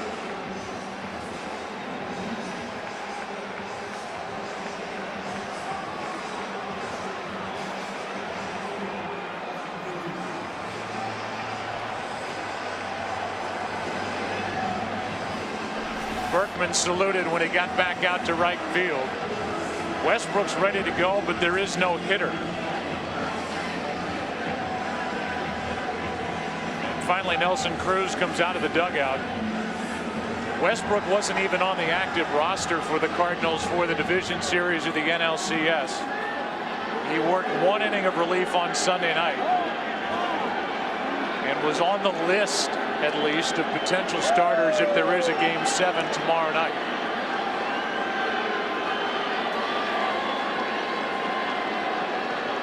Nelson Cruz's homer tonight, his only hit. His 8th home run of this postseason. The sinker ball bounces it in, ball 1. If Westbrook is right, you'll see the ground balls. Must stay down in the strike zone. Fly ball into right center field, and Berkman, the latest hero for the Cardinals, goes to get it. 1 out. Now Napoli with Murphy on deck. If anybody gets on in the inning, the pitcher's spot. And Ron Washington would have to dig even deeper into his bullpen as Mark Lowe, a right-hander, gets loose. Napoli has popped 2 home runs in this World Series. 3 this postseason. He's been taking big swings. Ball 1 inside. On base 4 times tonight. 3 walks, 1 intentional with a double.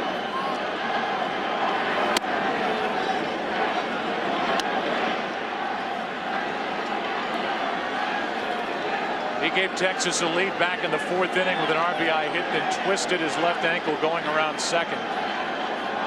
Was able to continue, and he has made an impact since. His bat and his arm, and now he flies one into right. Berkman will play it on a bounce. It's a 1-out single. So now 5 times tonight Napoli has been on base. And here's David Murphy. Murphy, who hit 11 home runs during the regular season. None so far in the postseason.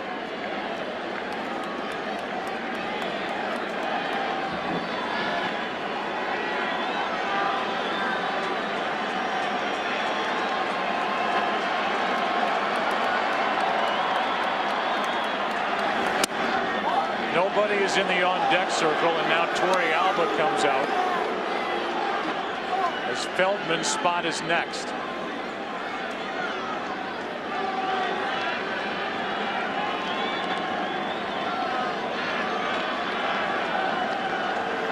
The 1-0.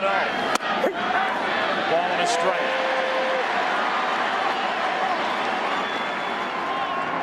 Mark Lowe, who was also an addition to this roster prior to the World Series, is getting loose. Here's a 1-1.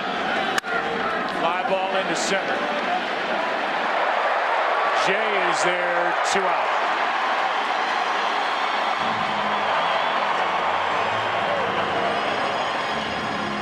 We'll see if Torey Alba bats, or if Ron Washington wants to keep Feldman in the game.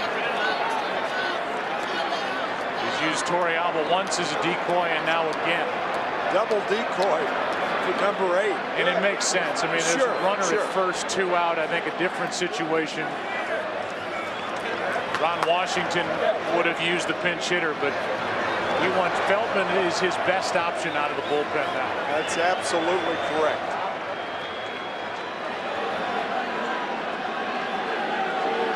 On the other hand, I'm not sure. Scott looks like he knows whether to bat left-handed or right-handed. indecision. We're going to get Herman to come off the bench. And bat with 2 out. Feldman's been the most effective guy other than Neftali Feliz in the bullpen. I don't know what happened there. I don't either. I mean, if you're going to have Torre Alba stand out there as a decoy. Why not have Herman stand out there? So obviously indecision. Yep. And this means that Mark Lowe will be in the game and Feldman's gone. That's right. I think the Cardinals would take that trade. I do too. Ball 1 down and away.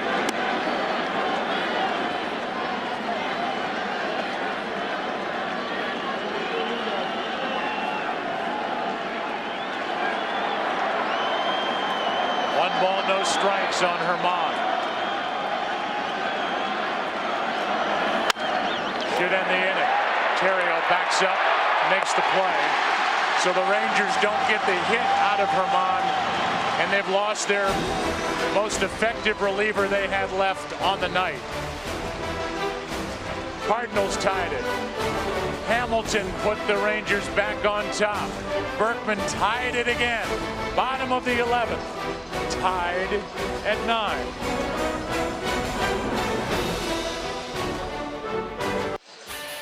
Let's take a look back in great Game 6s in World Series history. 75, the Fisk home run. How about Reggie with 3 home runs to win that World Series? Who can forget this one? The ground ball off the bat of Mookie Wilson between the legs of Bill Buckner. Kirby Puckett with a catch. And later a home run. Joe Carter off Mitch Williams to win the '93 World Series. And now how about this one? You've seen a lot of baseball, Tim. This one, I mean, we've seen bad defense early. We've seen 3 big home runs hit by the Rangers here late. And now Nelson Cruz was slow to get to the plate for that last at bat. Is out, and that leaves Esteban Herman in the game in left. David Murphy goes from left to right, and the pitcher now will have to bat in Cruz's spot, the number 6 position. This is already a classic. Mark Lowe into the game. Ball 1 up and in. The David Freese, who with 2 outs and 2 strikes, tied this game in the 9th with a 2-run triple into right.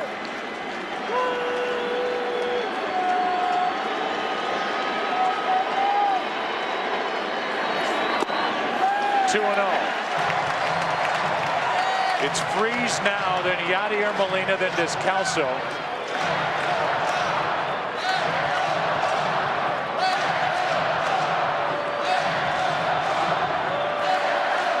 And C.J. Wilson is getting loose.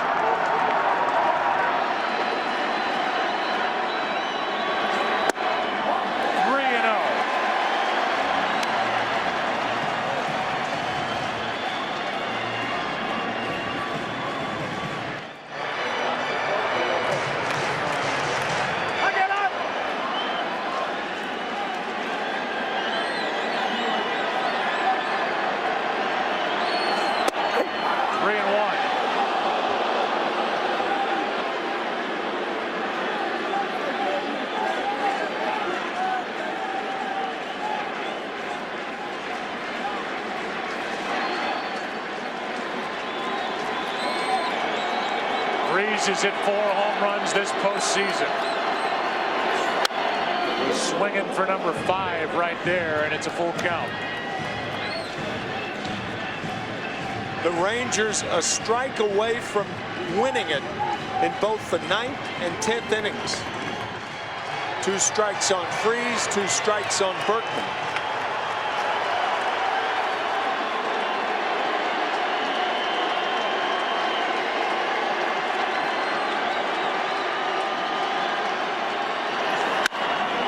Hits it in the air to center. We will see you tomorrow night.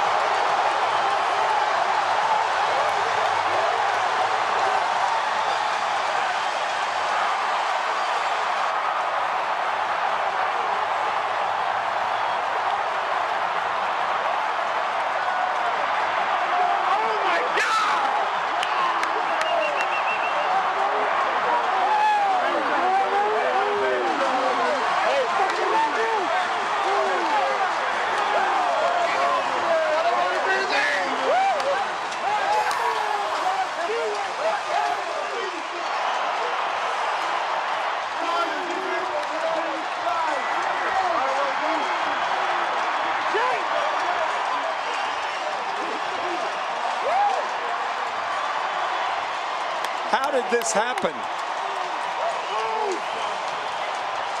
That's what the Rangers have to be saying to themselves and the Cardinals.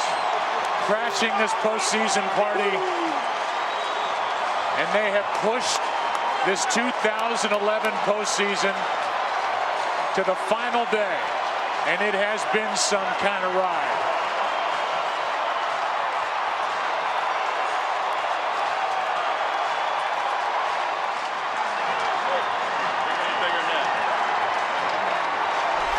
Home run number 5 this postseason for the hometowner. We talked about his power to right and his power to center, and he powers the Cardinals to a win.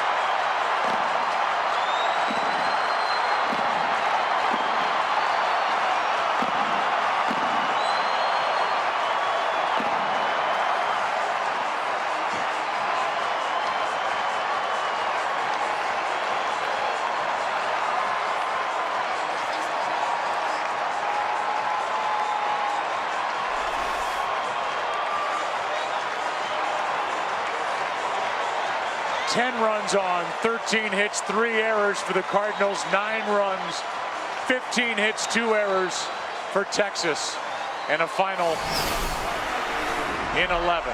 And we welcome you to the Chevrolet World Series post-game show on Fox. Let's go down to Ken Rosenthal. Thanks, Joe. David, you grew up here.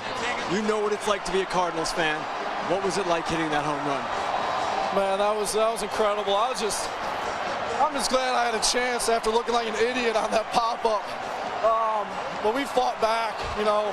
We made some mistakes early on, but I mean, the way the Cardinals and we've all been playing lately, you know, you expect to come back like this. This is just a good feeling, and I'm pumped we're playing tomorrow.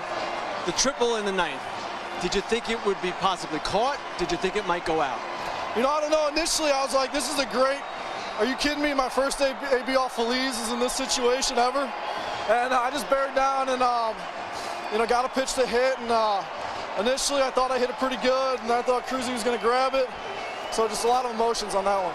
Yeah, it looks like it took a beating at the plate. Your shirt's ripped. What happened? I think the shredder got a hold of me.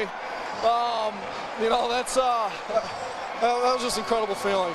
Seeing all the teammates at the dish waiting for me, it was cool. David, last thing. How do you guys find the resilience to come back time and time again? I think it starts up top. You know, Tony's all about winning, and he has a knack for getting us ready. I mean, he's done it for 30-something years, and he knows what he's doing. Whether we're down 10.5 back or we're right in the thick of things, He knows what he's doing. And then the character on this team, you know, we want to be here. You know, we're not going anywhere. We're going to fight till the end. David, thank you very much. Joe, back to you. Well said by David Freese, a kid who quit the game of baseball after his senior year in high school, rededicated himself, was traded from San Diego to his hometown team, and now he's getting his shirt ripped off at the end of a 4-hour, 33-minute Game 6. He wins it after tying it in the ninth. What a night for number 23 and for baseball, as we are going to go to 7 games. Chris Rose and the guys on the other side of the break from St. Louis. Wow.